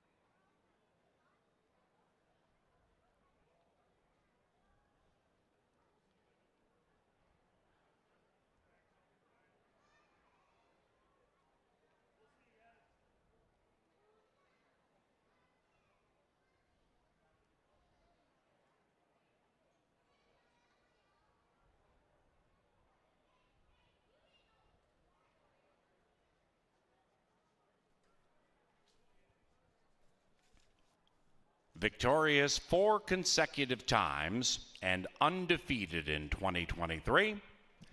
Lock It Down earns her claim to fame with Constantino Roman. Esteban Martinez is the winning owner and trainer of Lock It Down.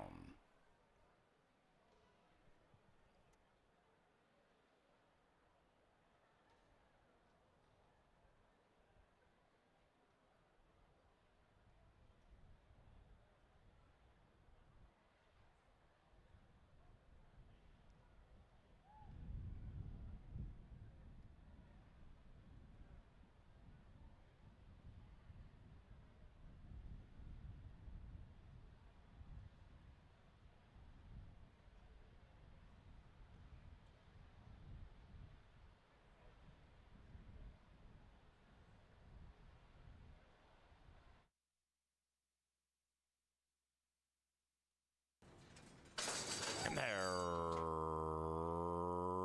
racing. The quintet began as one, and Swanage, looking to win 2 in a row at 12-1, comes out of the gate speedily. Lock It Down, looking to win 4 in a row. This one is 3-2, and Lock It Down joins the Pace Brigade 1 and 3. They cornered together about 2.5 lengths clear from Latin Nikita, and that one now gives way to Desert Glow, and Gypsy Wife is about 5 lengths from the lead. So around the corner they go and up the Canterbury Park barn side, and Swanage pulls clear by 1.5 lengths. In second, Lock It Down by 1.5 lengths. After that, Latin Nikita, that one is attached to Desert Glow. They have a half mile to go, those 4 separated by 3, and right behind them tracking is Gypsy Wife. Into the far turn, Swanage trying to trigger an upset. Swanage still leads it and is to the inside of Lock It Down. Right behind them, Latin Nikita. Then we come to Desert Glow, looking for all that shine. Gypsy Wife is swinging into action quickly. Harry's pushing on Gypsy Wife, but here she comes about 3 lengths out of it, and now they come charging down the Canterbury Park turf course, and up goes a Lock It Down, blows right by Swanage. Behind them is Gypsy Wife, Latin Nikita, and after that, Desert Glow. They're into the final 150, and they're chasing Lock It Down. Lock It Down, razor sharp. Lock It Down, looking to win 4 in a row, and winning 4 in a row is Locked Down.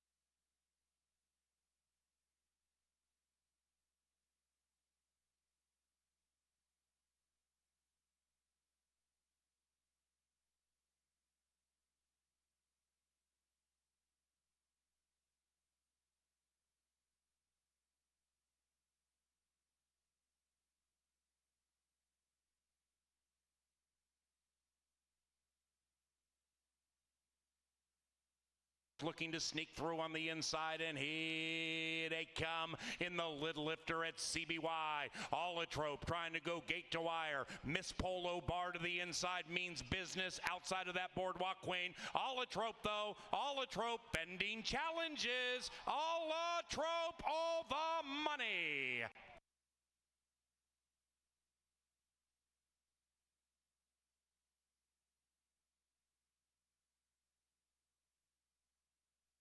Birdie Machine and Midnight Royal to the outside. Eighth pole, Happy Hour Bobby with intoxicatingly good speed is attempting to leave them punch drunk. And it's Happy Hour Bobby saying cheers. Happy Hour Bobby slowing down but winning.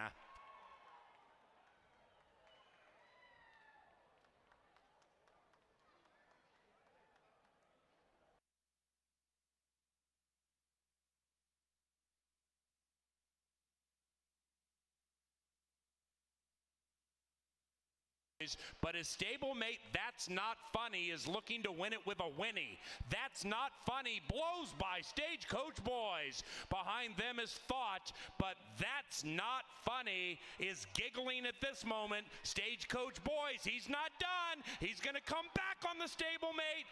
1-6 bookenders, That's Not Funny with the upset. And bragging rights on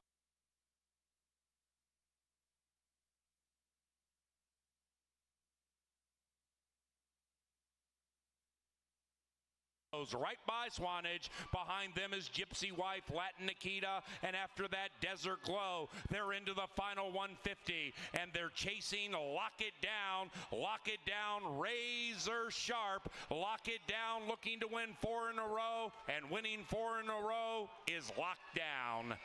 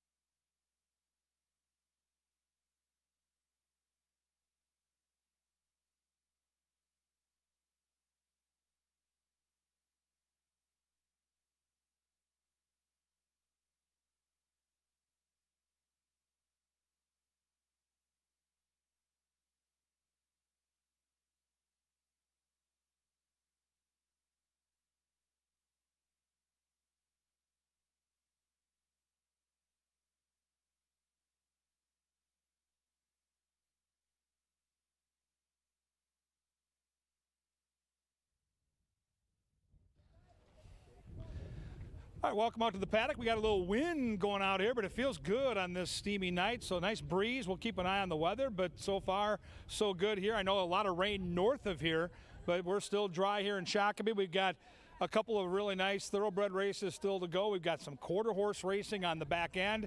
It's going to be spectacular. Here they come, fillies and mares traveling 6 furlongs. I talked in my Power Play segment about number 1, Lila's Lucky Lady. Now, she hasn't sprinted in a while, but she has been flashing speed going longer, and I love the fact that the barn is very productive at the betting windows when they do the old turf to dirt handicapping angle. So on the turf last time, back on the dirt here. Inside post, though, is tricky. I'm going to trust Luis Valenzuela to give this horse a good ride. He's so good out of the gate. He'll find a good position off those route races. I think she'll be ready to rock and roll, and here she comes right on cue in the paddock. Number 2 is Sailing in the Sunset. Bridgman gets the call for Gabriel Silva. 8 tries on the Canterbury main track, 6 for 8 in the top 2 placings. So she adores Canterbury. She's got some good tracking speed, and she is razor sharp right now. Number 3 is Runaway A-Train, Eduardo Gallardo for Nate Quinones, and what a training job by Nate Quinones in here. He's got double-digit wins, kind of filling in for Mac. Now Mac is back, but boy, last time out, this horse won like a good thing, which tells me this horse probably has another winning effort in her tonight. Angela loves this horse, and 4-1 up on the betting board. Number 4 is Sundance Star. This Minnesota bred is 3rd time off the layoff. Should get a good tracking trip from mid-pack. 13 tries on our main track, 7 for 13 in the trifecta. So maybe a horse I don't fancy in the top couple placings, but if you're going to build a tri or super, I wouldn't be shocked if this horse was a filler on the bottom side at a big number. Number 5 might be the speed of the speed. It's Peppermint's sister. Alonso Quinones gets the call here. I expect this horse to wing it on the front end. If she can clear off, speed's been holding here this week at Canterbury. Keep that in mind. Number 6 is Flash Flood. They've been betting Flash Flood from the drop of the puck. This horse also loves Canterbury. 15 starts here, 10 for 15 in the top 3. The question mark for me is the layoff. Hasn't raced since early April, but boy, the gray looks great down here physically in the paddock. 7 is Brahms is Who. Izzy Hernandez gets the call for the Tranquillo gang. And this horse comes in off back-to-back really good performances. Back-to-back seconds, outside attack post, should be roaring when they turn for home. 6 furlongs is the bill of fare here. It's a humdinger. Don't forget, we come back with racing Saturday at 5, Sunday Pepsi Family Day at 1 o'clock. The Corgis are coming. The Corgi dogs will be here on Sunday. And if you like the simulcast, this is the best time of year. Tomorrow and all weekend long, the surf meets the turf at Del Mar out west and Saratoga out east. You can play all day into the night. Del Mar late, Saratoga early. It is a great time to come to Canterbury to play the horses. For all the information for that and the racing this weekend, head to CanterburyPark.com. Right now, it's time to go to race number 5. It's time to go to the bugler, Sir Leonard Dykert.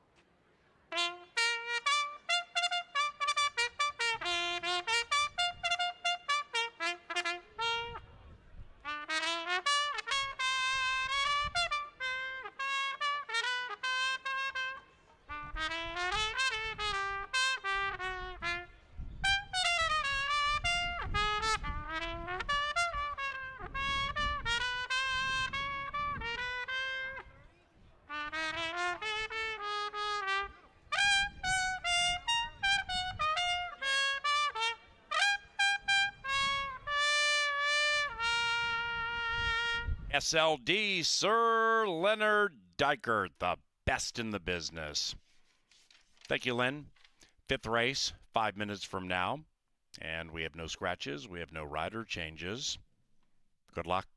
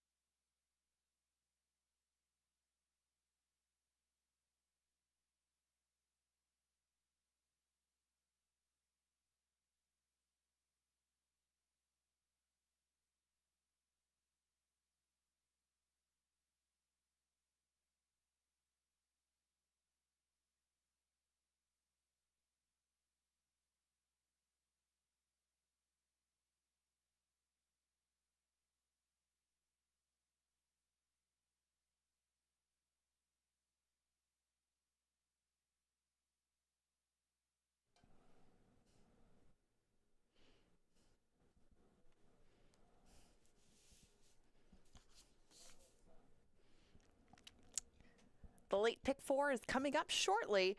We've just got a few minutes to put a ticket together, and we got an angle in the last leg of it. Yep, that's race number 8. One of the horses we're going to use, the one we're going to focus on, is Michael B. Michael B hasn't run it all this year, and this is his lifetime slate. You can see his best work has come here at Canterbury. He's only run 9 times, but 7 times here, and has hit the board in 5 of them, first and second. But 350 is a big key for Michael B. He's a rather large horse. He's 2 for 3 at 350. Takes a little bit to get going out of the gate, and these are his 2 350 starts. You can see both of them are wins, but we're going to focus on the second one. That's on September 1st. And if you look way over here to the right, you can see some bold, and that's what we're going to look at with this replay. Now, that's Michael B., the 6 horse, and he's also facing off against another one that you're going to see tonight. Now, keep an eye on the finish. He does break well today, but really gets rolling in the second half of the race. You can see the line that develops across here, but as he gains momentum, Michael B. slowly edges clear, as he would say, that being Paul. And the horse that finishes second on the outside, that's Michael B.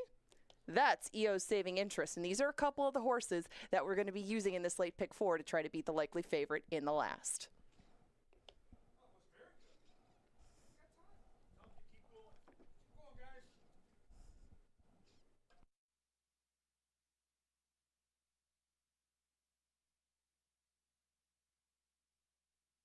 There is that pick 4 ticket.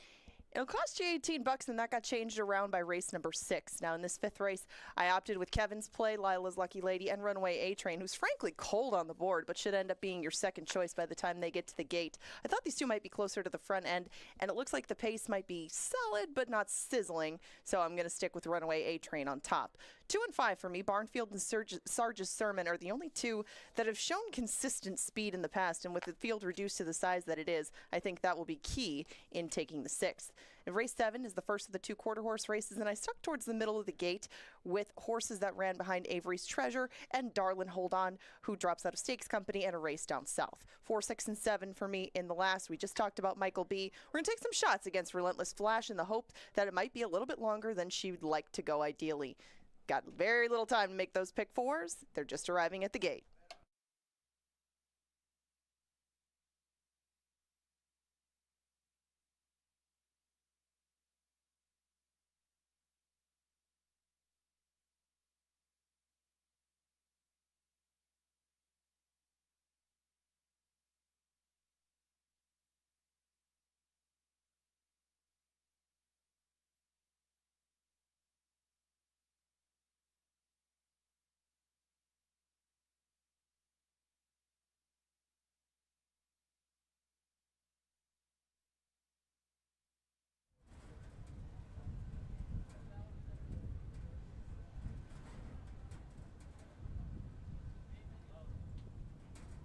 And now it is post time.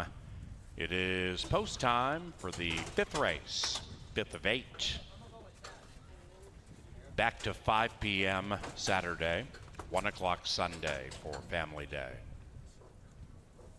Runaway A-Train, Flash Flood, Pretty Gray Mare. Brahms is who? 14 to 1. There in the gate. And they're racing.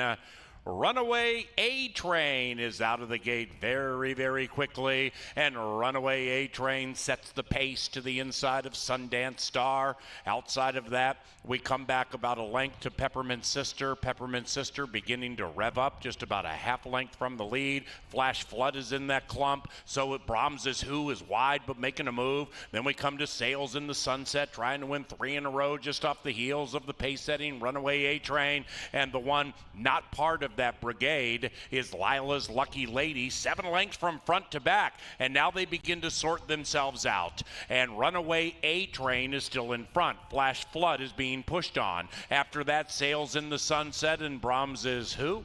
Then we come to Sundance Star to the inside of Peppermint Sister, and Lila's Lucky Lady is running on from 8 lengths out of it, and they're into the final furlong, and Runaway A-Train popped out of the gate first, still is first. Runaway A-Train leading leading it by 4. Inside Sundance Star. Outside is Sails in the Sunset, but they are chasing in vain, and they're chasing a runaway A-Train.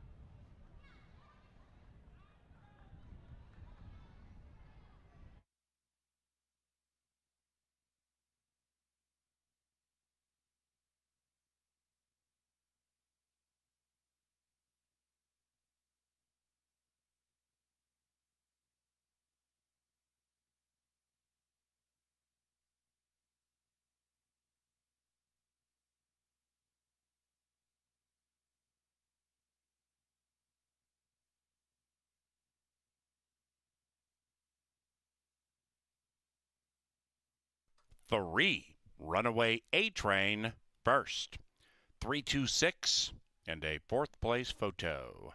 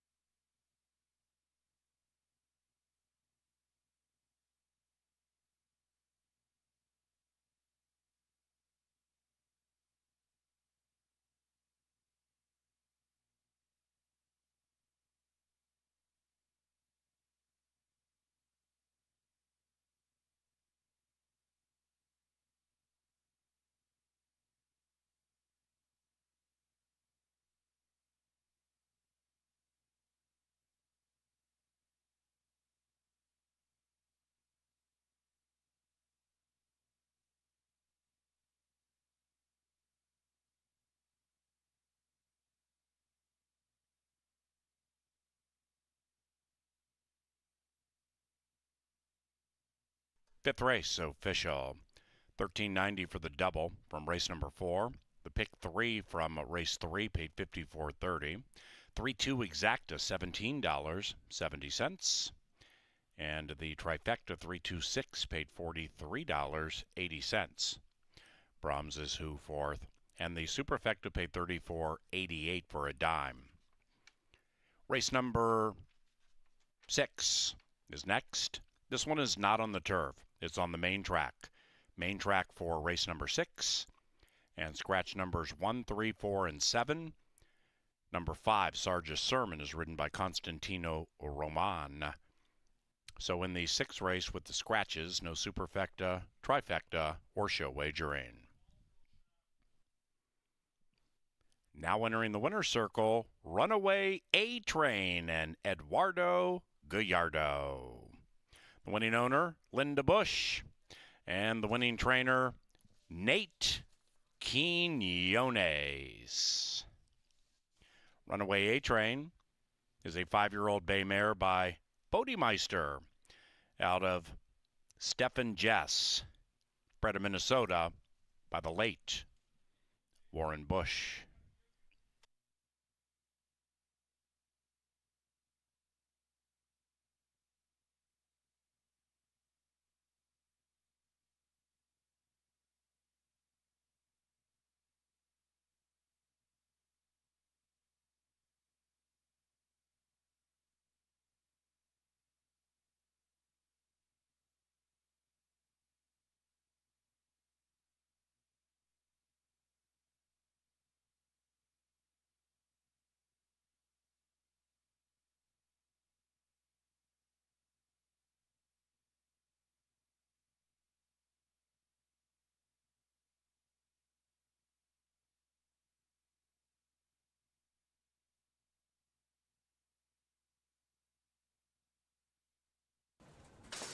And they're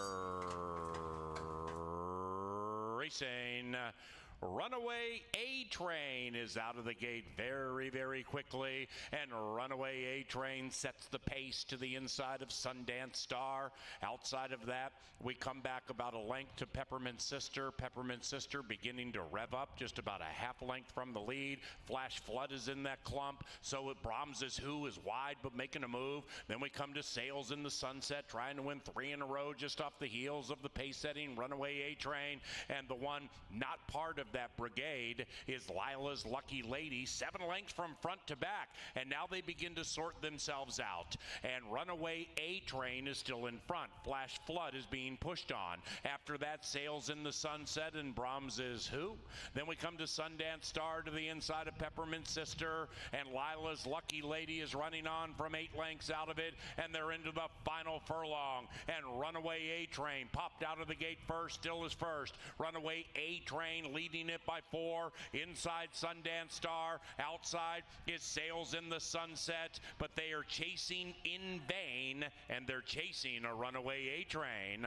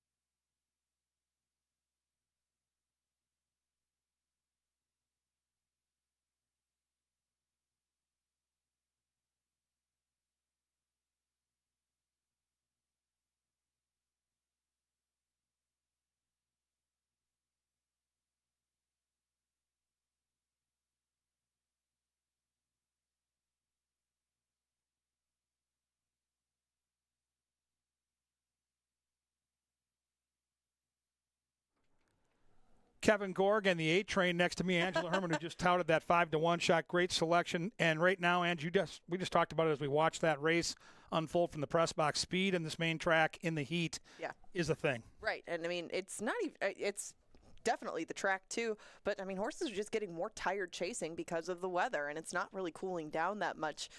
We do have some storms in the surrounding area. Hopefully it'll cool off after this system moves through, but for now, that is what we're dealing with. And we have this race moved to the main track because we don't have lights on our turf course, and when we move the post time back to 7 o'clock, that forced the move of this one. So we scratched the 1, 3, 4, and 7, and that leaves it as more of a rider's race, as smaller races tend to go. But we've got solid riders that know their mounts very well. So then when you dig a little bit deeper, if you look for speed, and we both did, we landed on Sarge's Sermon. Yeah, I think it's going to be a great jocks race. I'm pretty certain that the 6 and 8 are going to come from off the pace. And in a 4-horse field, the pace kind of gets thrown in the blender a little bit. But you've got jockeys on the 2 and 5 that both like to hustle. So I'm very curious to see what the Bug Boy does with this deuce, because he's got the inside post, and if he wants to lead, he probably can get it.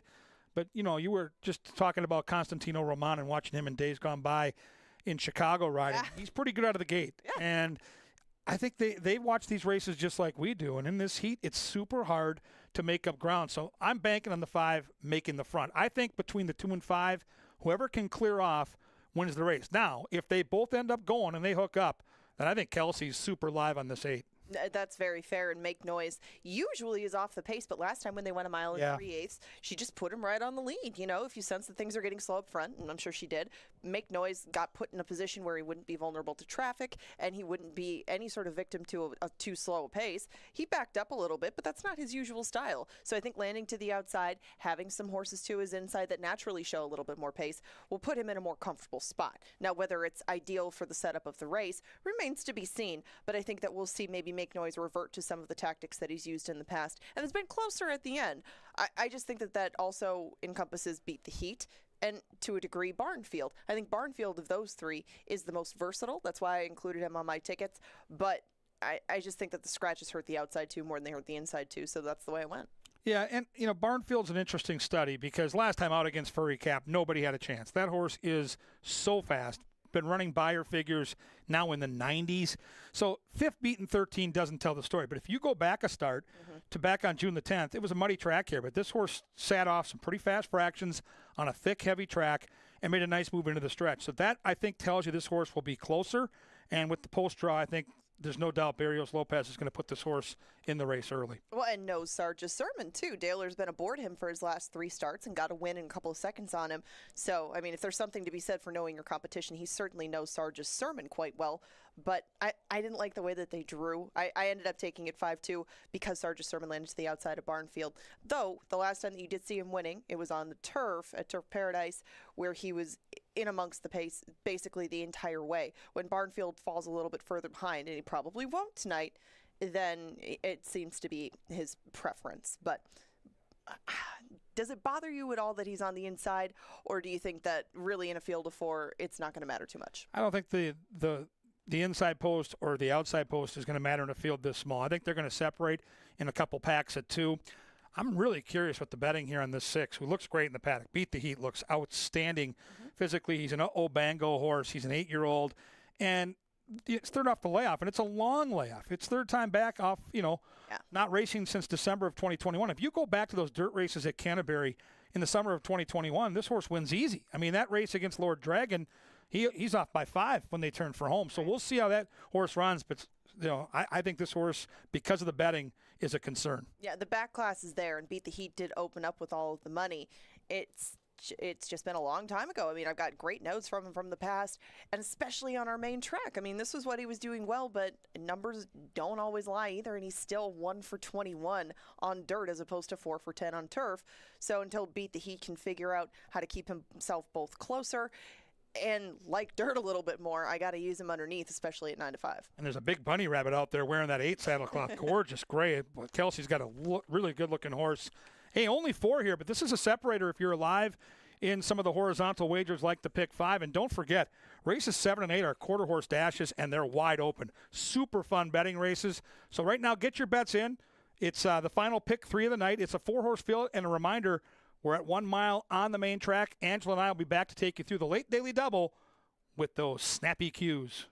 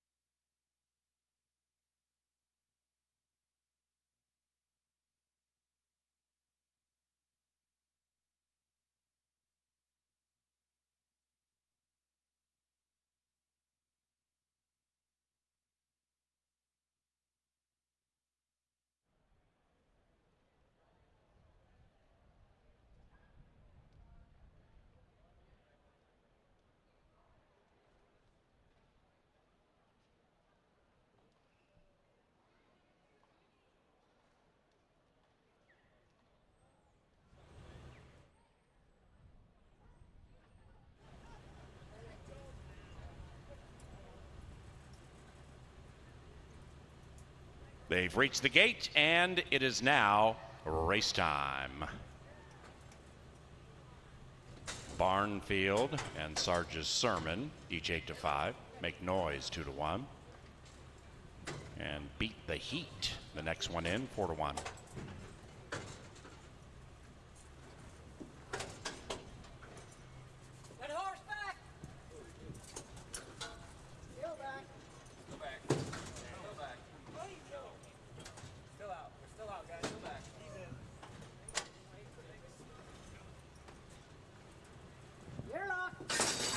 And they're racing, except for Beat the Heat, who came out of the gate very, very slowly.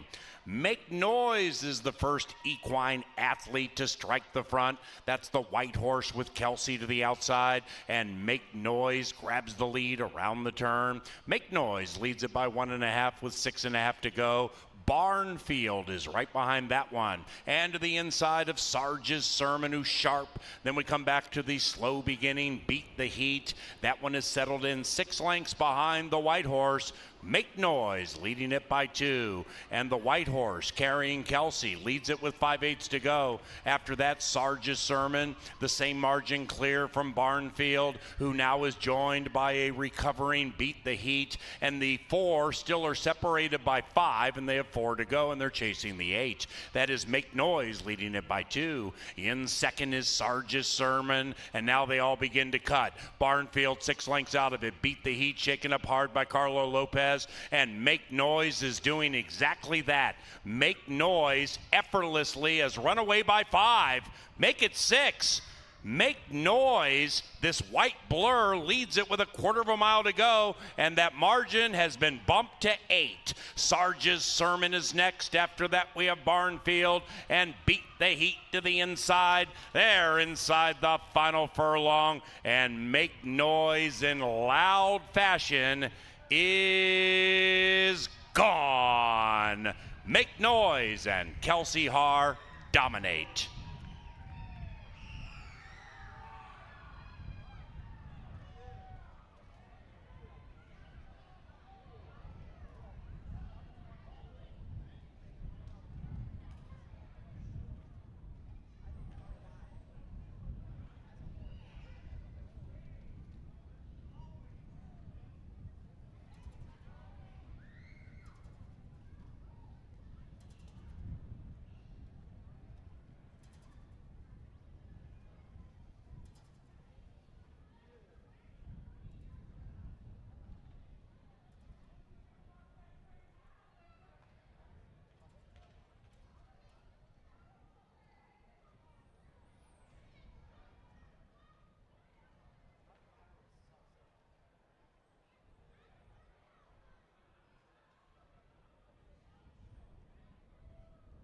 Eight, Make Noise first.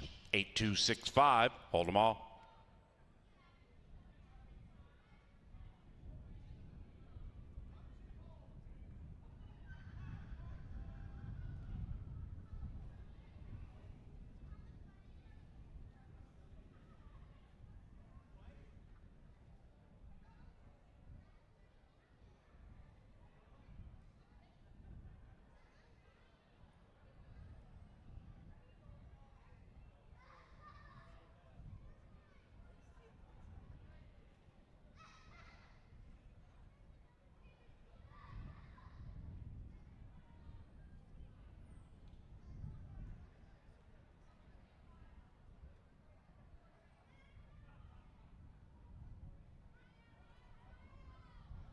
Race 6 posted official.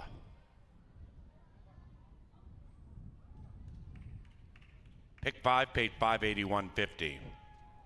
$581.50 for that pick 5. 7th race, 20 minutes from now. Number 1, Mystic Coronita, is ridden by Fernando Fonseca Soto.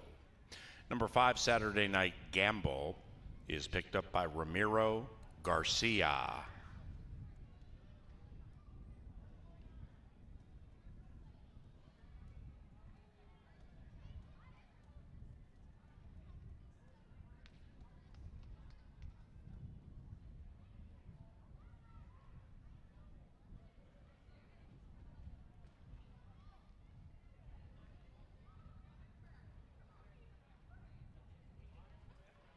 Into the winner's circle, Make Noise and Kelsey Haar. Make Noise is owned by David Garcia Altamirano. And the winning trainer, Robert Klein. The assistant, Lacey Klein.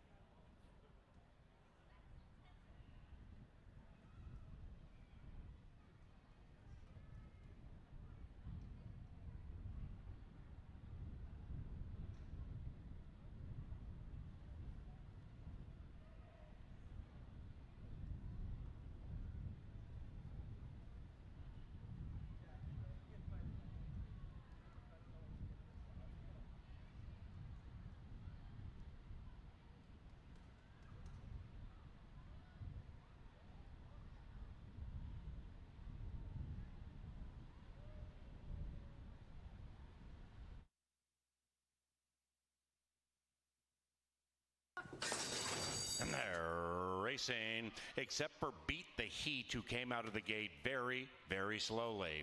Make Noise is the first equine athlete to strike the front. That's the white horse with Kelsey to the outside. And Make Noise grabs the lead around the turn. Make Noise leads it by 1.5 with 6.5 to go. Barnfield is right behind that one. And to the inside of Sarge's Sermon, who's sharp. Then we come back to the slow beginning, Beat the Heat. That one is settled in 6 lengths behind the white horse. Make Noise leading it by 2. And the white horse carrying Kelsey leads it with 5/8 to go. After that, Sarge's Sermon, the same margin clear from Barnfield, who now is joined by a recovering Beat the Heat. And the 4 still are separated by 5, and they have 4 to go, and they're chasing the 8. That is Make Noise leading it by 2. In second is Sarge's Sermon, and now they all begin to cut. Barnfield 6 lengths out of it. Beat the Heat shaken up hard by Carlo Lopez, and Make Noise is doing exactly that. Make Noise effortlessly has run away by 5. Make it 6. Make Noise, this white blur, leads it with 1/4 mile to go, and that margin has been bumped to 8. Sarge's Sermon is next. After that, we have Barnfield and Beat the Heat to the inside. They're inside the final furlong, and Make Noise in loud fashion is gone. Make Noise and Kelsey Haar dominate.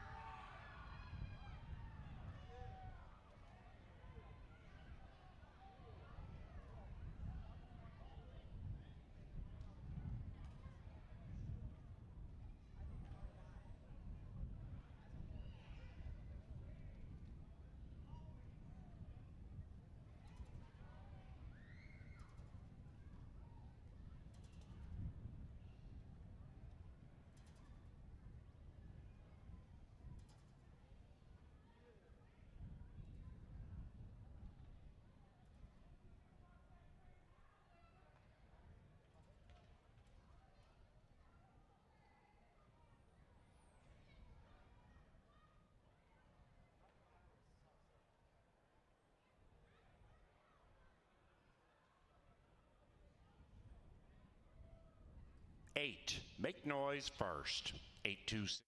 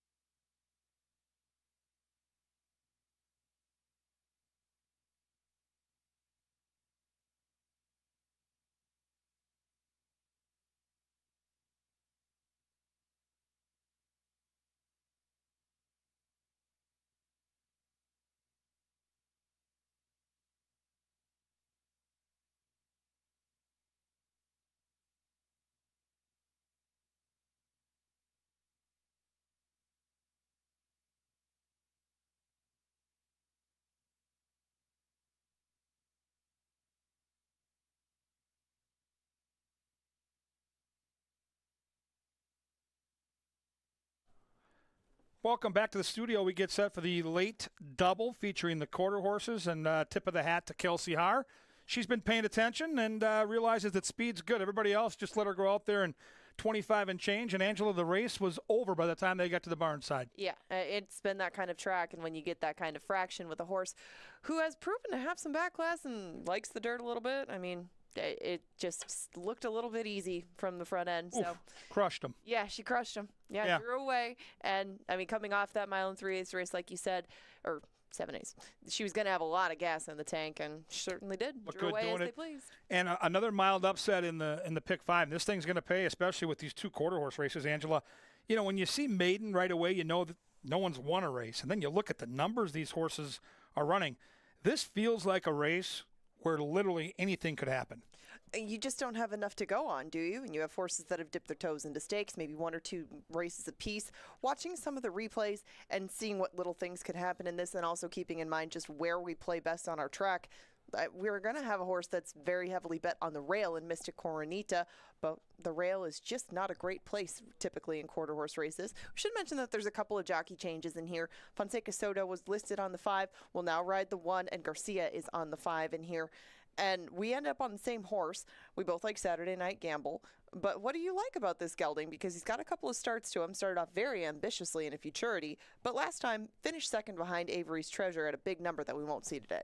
Yeah, you know, I kind of fell into this one. I mean, it's off a 27 speed index number. It's not a number I'm too excited about, or a horse I'm that looking forward to betting, especially at these odds. But just looks like a horse going in the right direction. And I like Tyler Stein. I like the way the barn is going. They've got a stakes win here recently. And Garcia can ride him up fair and square. So if this horse is below 2-1, I won't have a nickel on it. I think it's the most likely winner. I think the 3 and the 4 both have some intrigue to them. And I think it's interesting that the jockey scheduled to ride this horse moves to the 1. I think the bettors are betting that way. Yeah, I would guess so. And he rides a lot for Haley Hobbs, so I get why he goes on to the 1 in here. But I thought it was interesting that you mentioned the 4, because Via's Atonement comes out of the race that Avery's Treasure won and beat quite a few of these.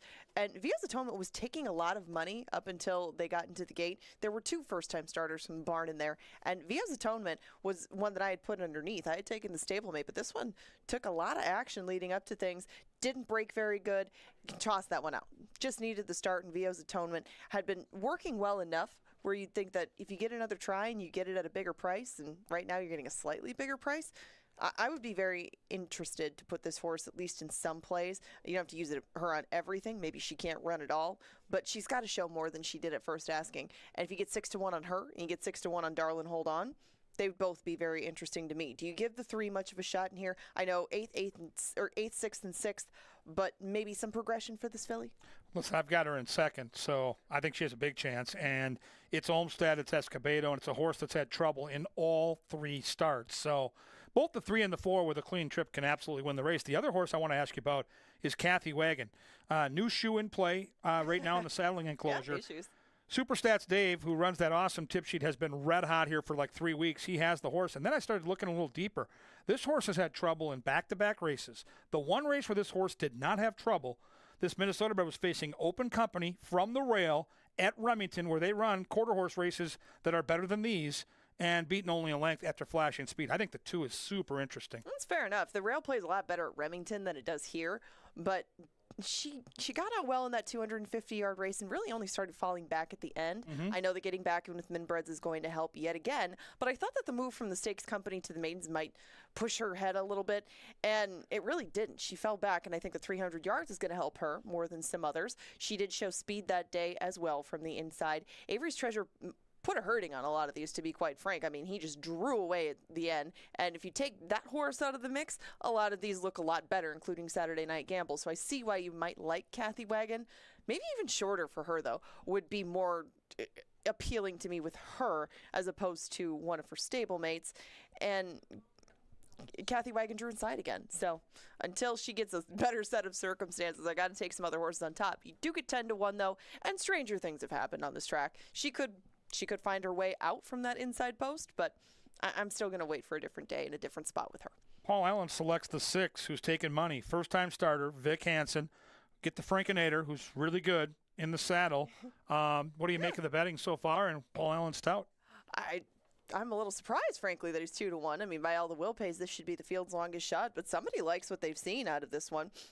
And Streaking Quartz wasn't so quick in that first gate drill on July 9th, but if you go to the second one, time gets a little bit better and obviously won the drill, but Streaking Quartz still doesn't have a lot to him yet. I would give him this start, and let's see how Streaking Quartz is behaving in the paddock, because as we preach about the 2-year-olds, just get as many looks as you can because they are new to everything that they're taking in. Some of them, like the one you see on the screen, Mystic Coronita, has some more starts, but we are going to see a first-time starter. We're going to see second-time, third-time starters. It's worth noting. It is, and I like the way the one looks just coming out of the enclosure.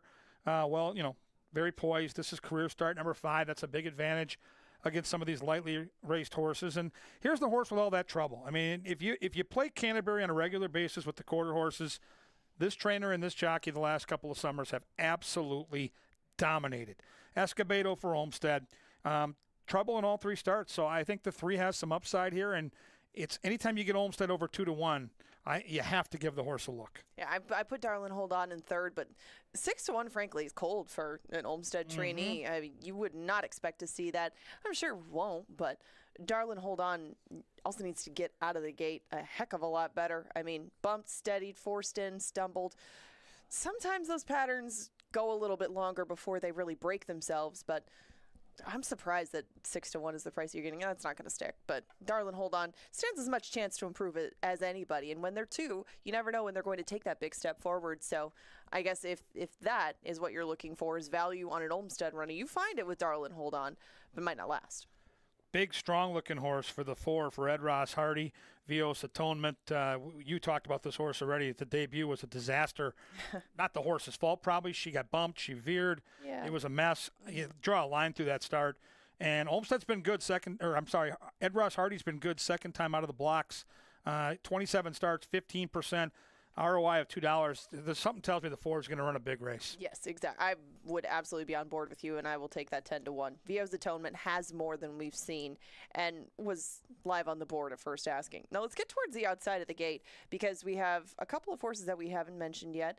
One making third start, that being He's Coming In Hot, and one New Year Boy Fly. Really had an enterprising trip at Delta first time around. I mean, he nearly hit the outside rail, and I guess that would be a worry for He's Coming In Hot. But if this horse can run straight, I mean, had some works that, might catch your eye down in Louisiana. And they get things going pretty early down there in Louisiana, too, just like Remington. Sometimes those horses can get let go a bit more, and right now he is 11-1. Do you give this one any look in maybe underneath spots of your supers and tries? Sure. Yeah, you got a trainer that's popping at 45% from limited data, Lacey DeShazo, so why not? I mean, this horse clearly needed that start back in early June and could improve here. The workouts say, especially that most recent workout, sub-12 breezing, catches my eye. And I think the 8 horse we didn't even touch on, another Tyler Stein horse, looks good as well. So I'll let you wrap it up here. We'll be back for race number 8, Ange. But what can they expect with the wagering opportunities in this big one? It is late double time, and that'll be the only horizontal left to choose from. But we got verticals for you. Exactas tries, 10-cent supers. Have at it. You have a pretty wide open maiden to start the late double in a few minutes.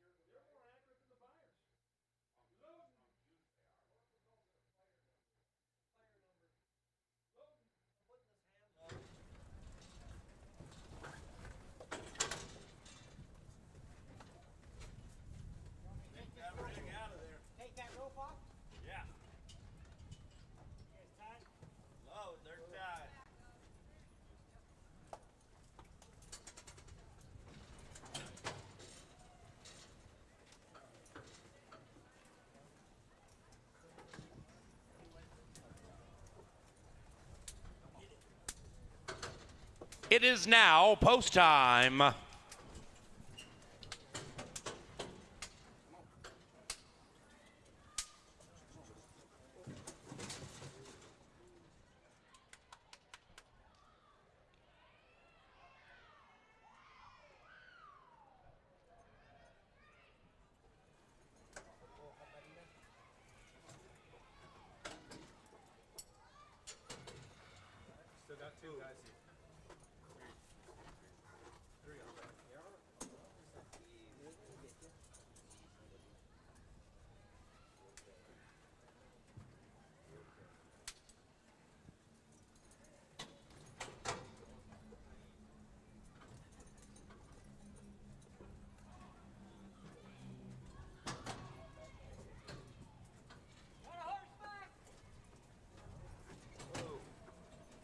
Race number 8, quarter horses. And the spurt on the dirt is underway.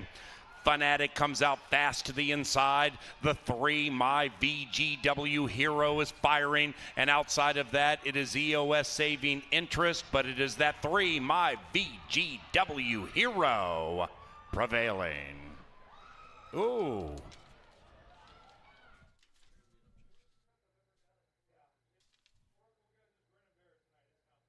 Like we said, it's Darlin' Hold On, prevailing.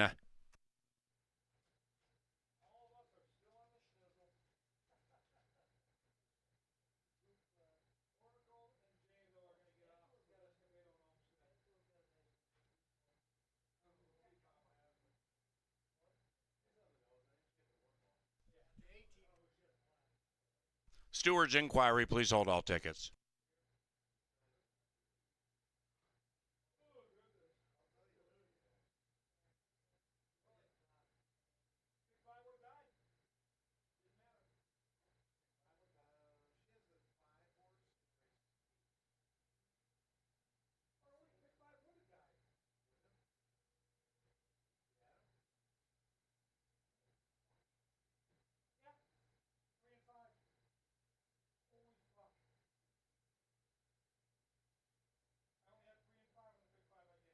Number 3, Darlin' Hold On, unofficially first. Photography for the rest, and a steward's inquiry.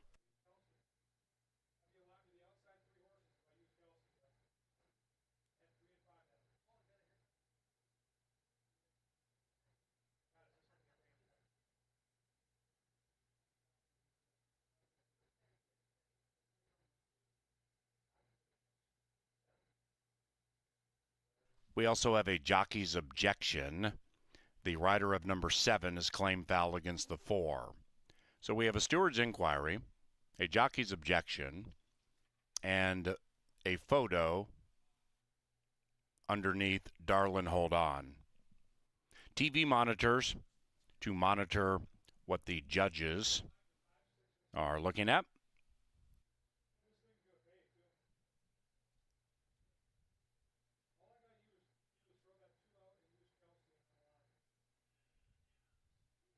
So all of that consternation to the left of the screen is what is being analyzed. Now, the numbers: 3, 2, 8, 4.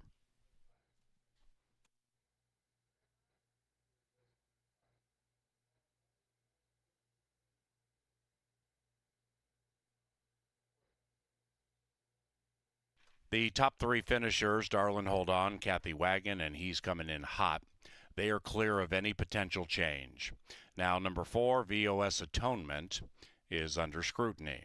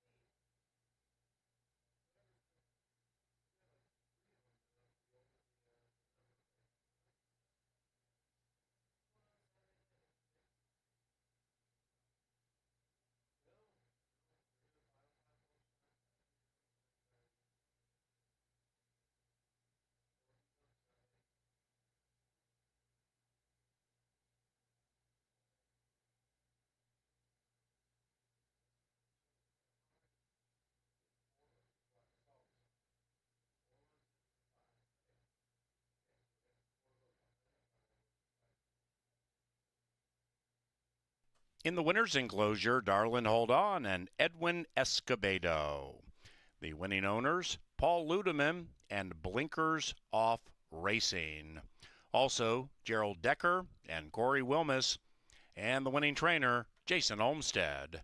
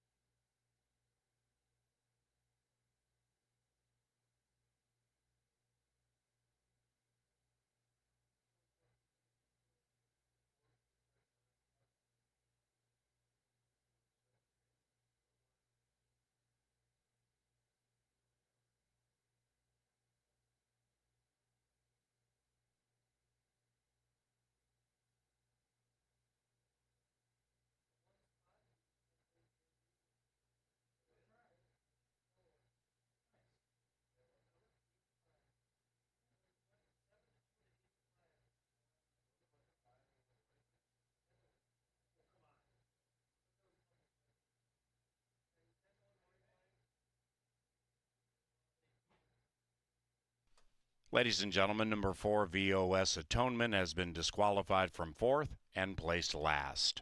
The new top 4, 3-2-8-1.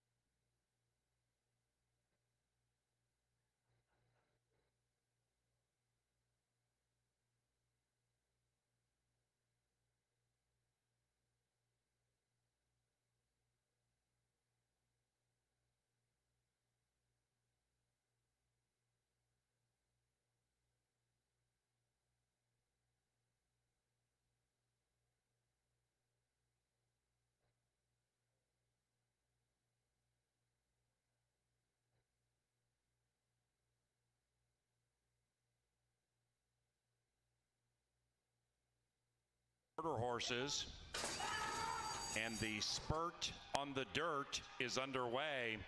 Fanatic comes out fast to the inside.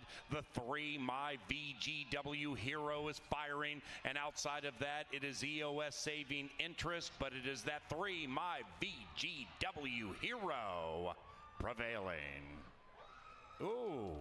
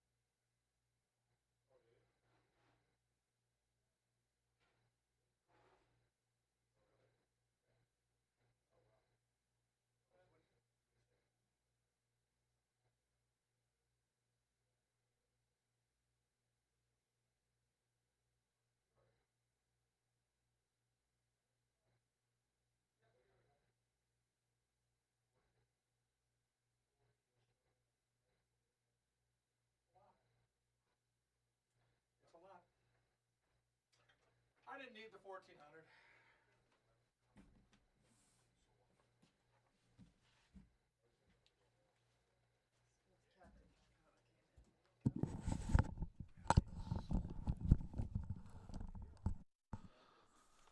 Stancy?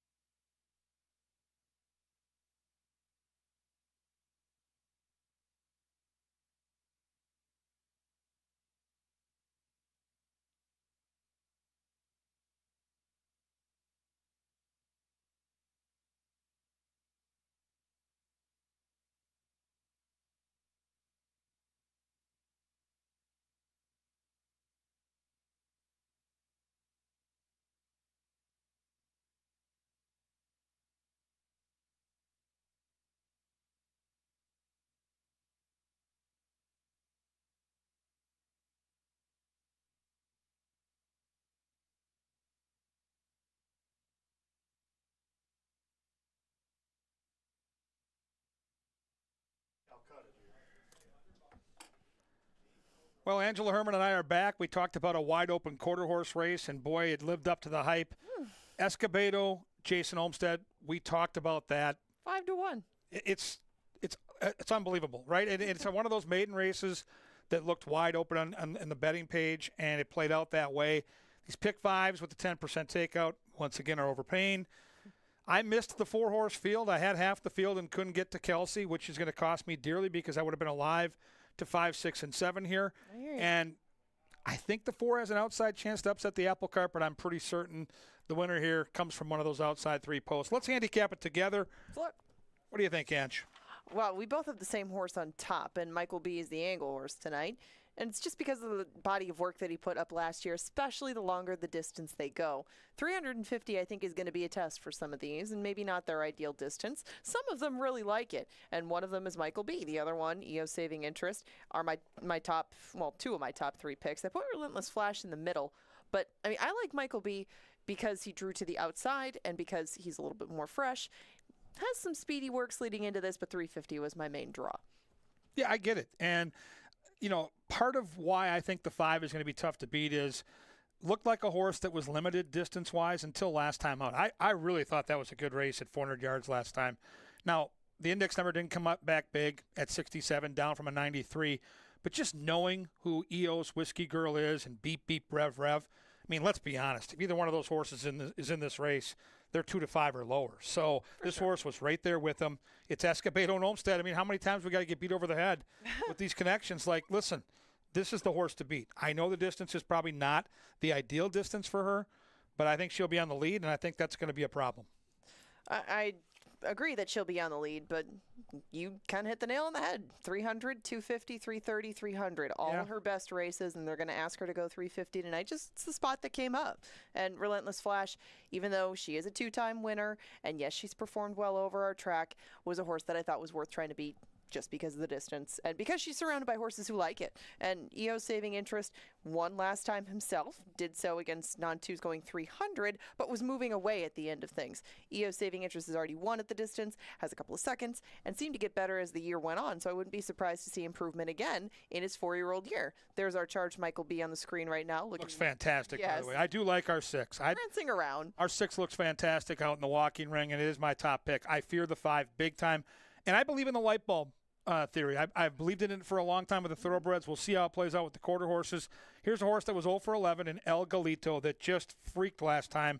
Ran a huge race, and maybe that horse just is getting good now late in that 3-year-old campaign. Very excited is El Galito, but I'm with you. Once these horses figure out how to get past the last horse and run away from their competition, sometimes you really see what they're made of, and that could be the case here. I don't love the outside draw, but I like it a lot better than the Barnes last draw on the rail, and right now you get 3-1 on him. I'd say that's pretty realistic. I'd like to see him calm down a little bit as he gets out to the track, but on raw ability stacks up with just about anybody in here. But you still have an 8-5 favorite in Relentless Flash, looking to bring home the late double for her connections. There's the grid of selections. It's Michael B or Relentless Flash for all of us. We'll find out in 9 minutes who's going to close out this Thursday card a winner. The second quarter horse race is headed to the track now. For Kevin Gorg, Paul Allen, Jeff Madej, myself, and all of us in the press box, we wish you luck in the last. We will see you on Saturday.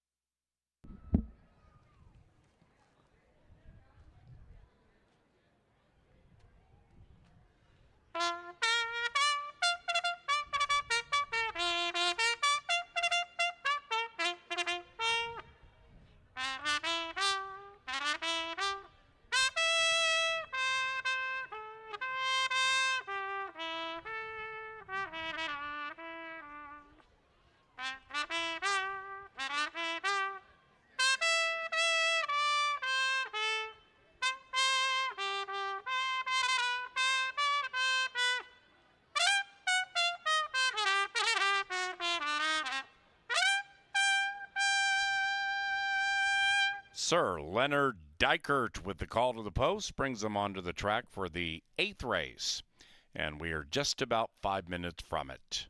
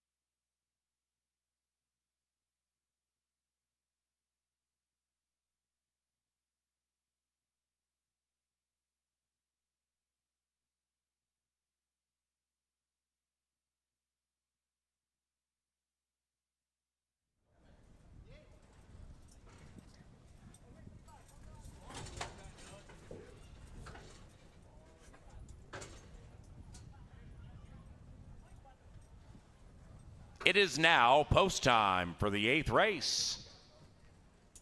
Fanatic, BV, I'm already taken, my VGW hero. EOS Saving Interest, Relentless Flash, Michael B, El Galito. We promise.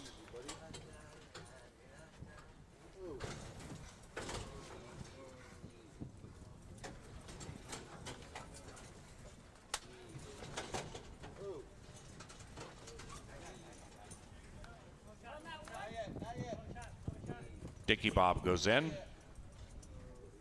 Refrigerator, the last in line. Linder 16 acting up. And they're racing. Solid beginnings for all. And from the 5 spot, Relentless Flash in relentless fashion pops out sweetly. The gray on the inside, my VGW hero, trying to win 2 races this night, but it's not going to happen. It's Relentless Flash prevailing.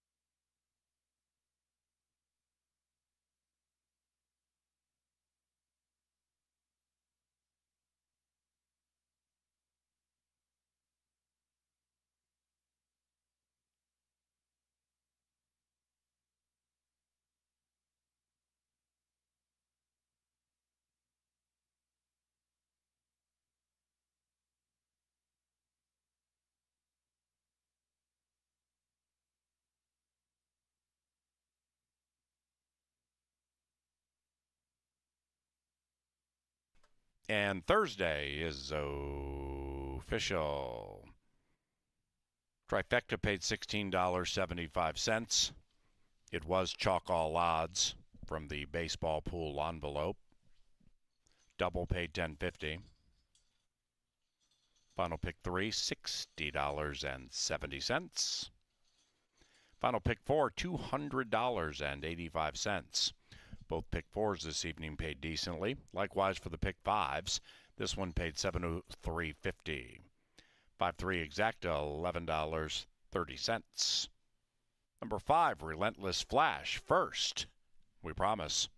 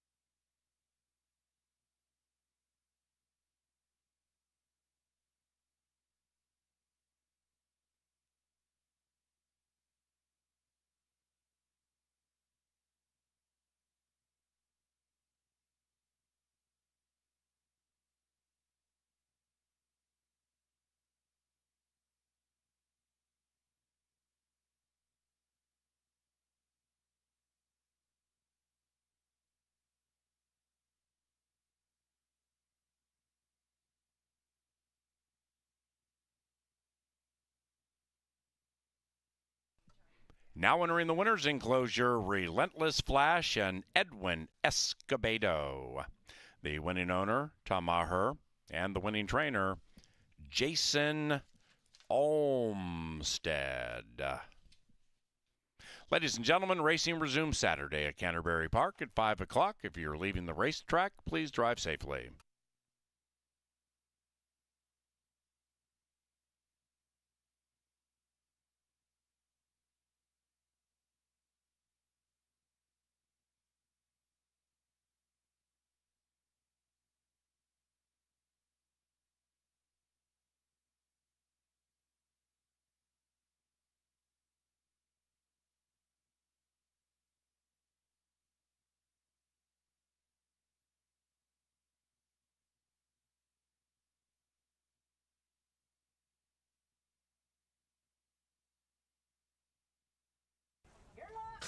And they're racing. Solid beginnings for all. And from the 5 spot, Relentless Flash in relentless fashion pops out sweetly. The gray on the inside, my VGW hero, trying to win 2 races this night, but it's not going to happen. It's Relentless Flash prevailing.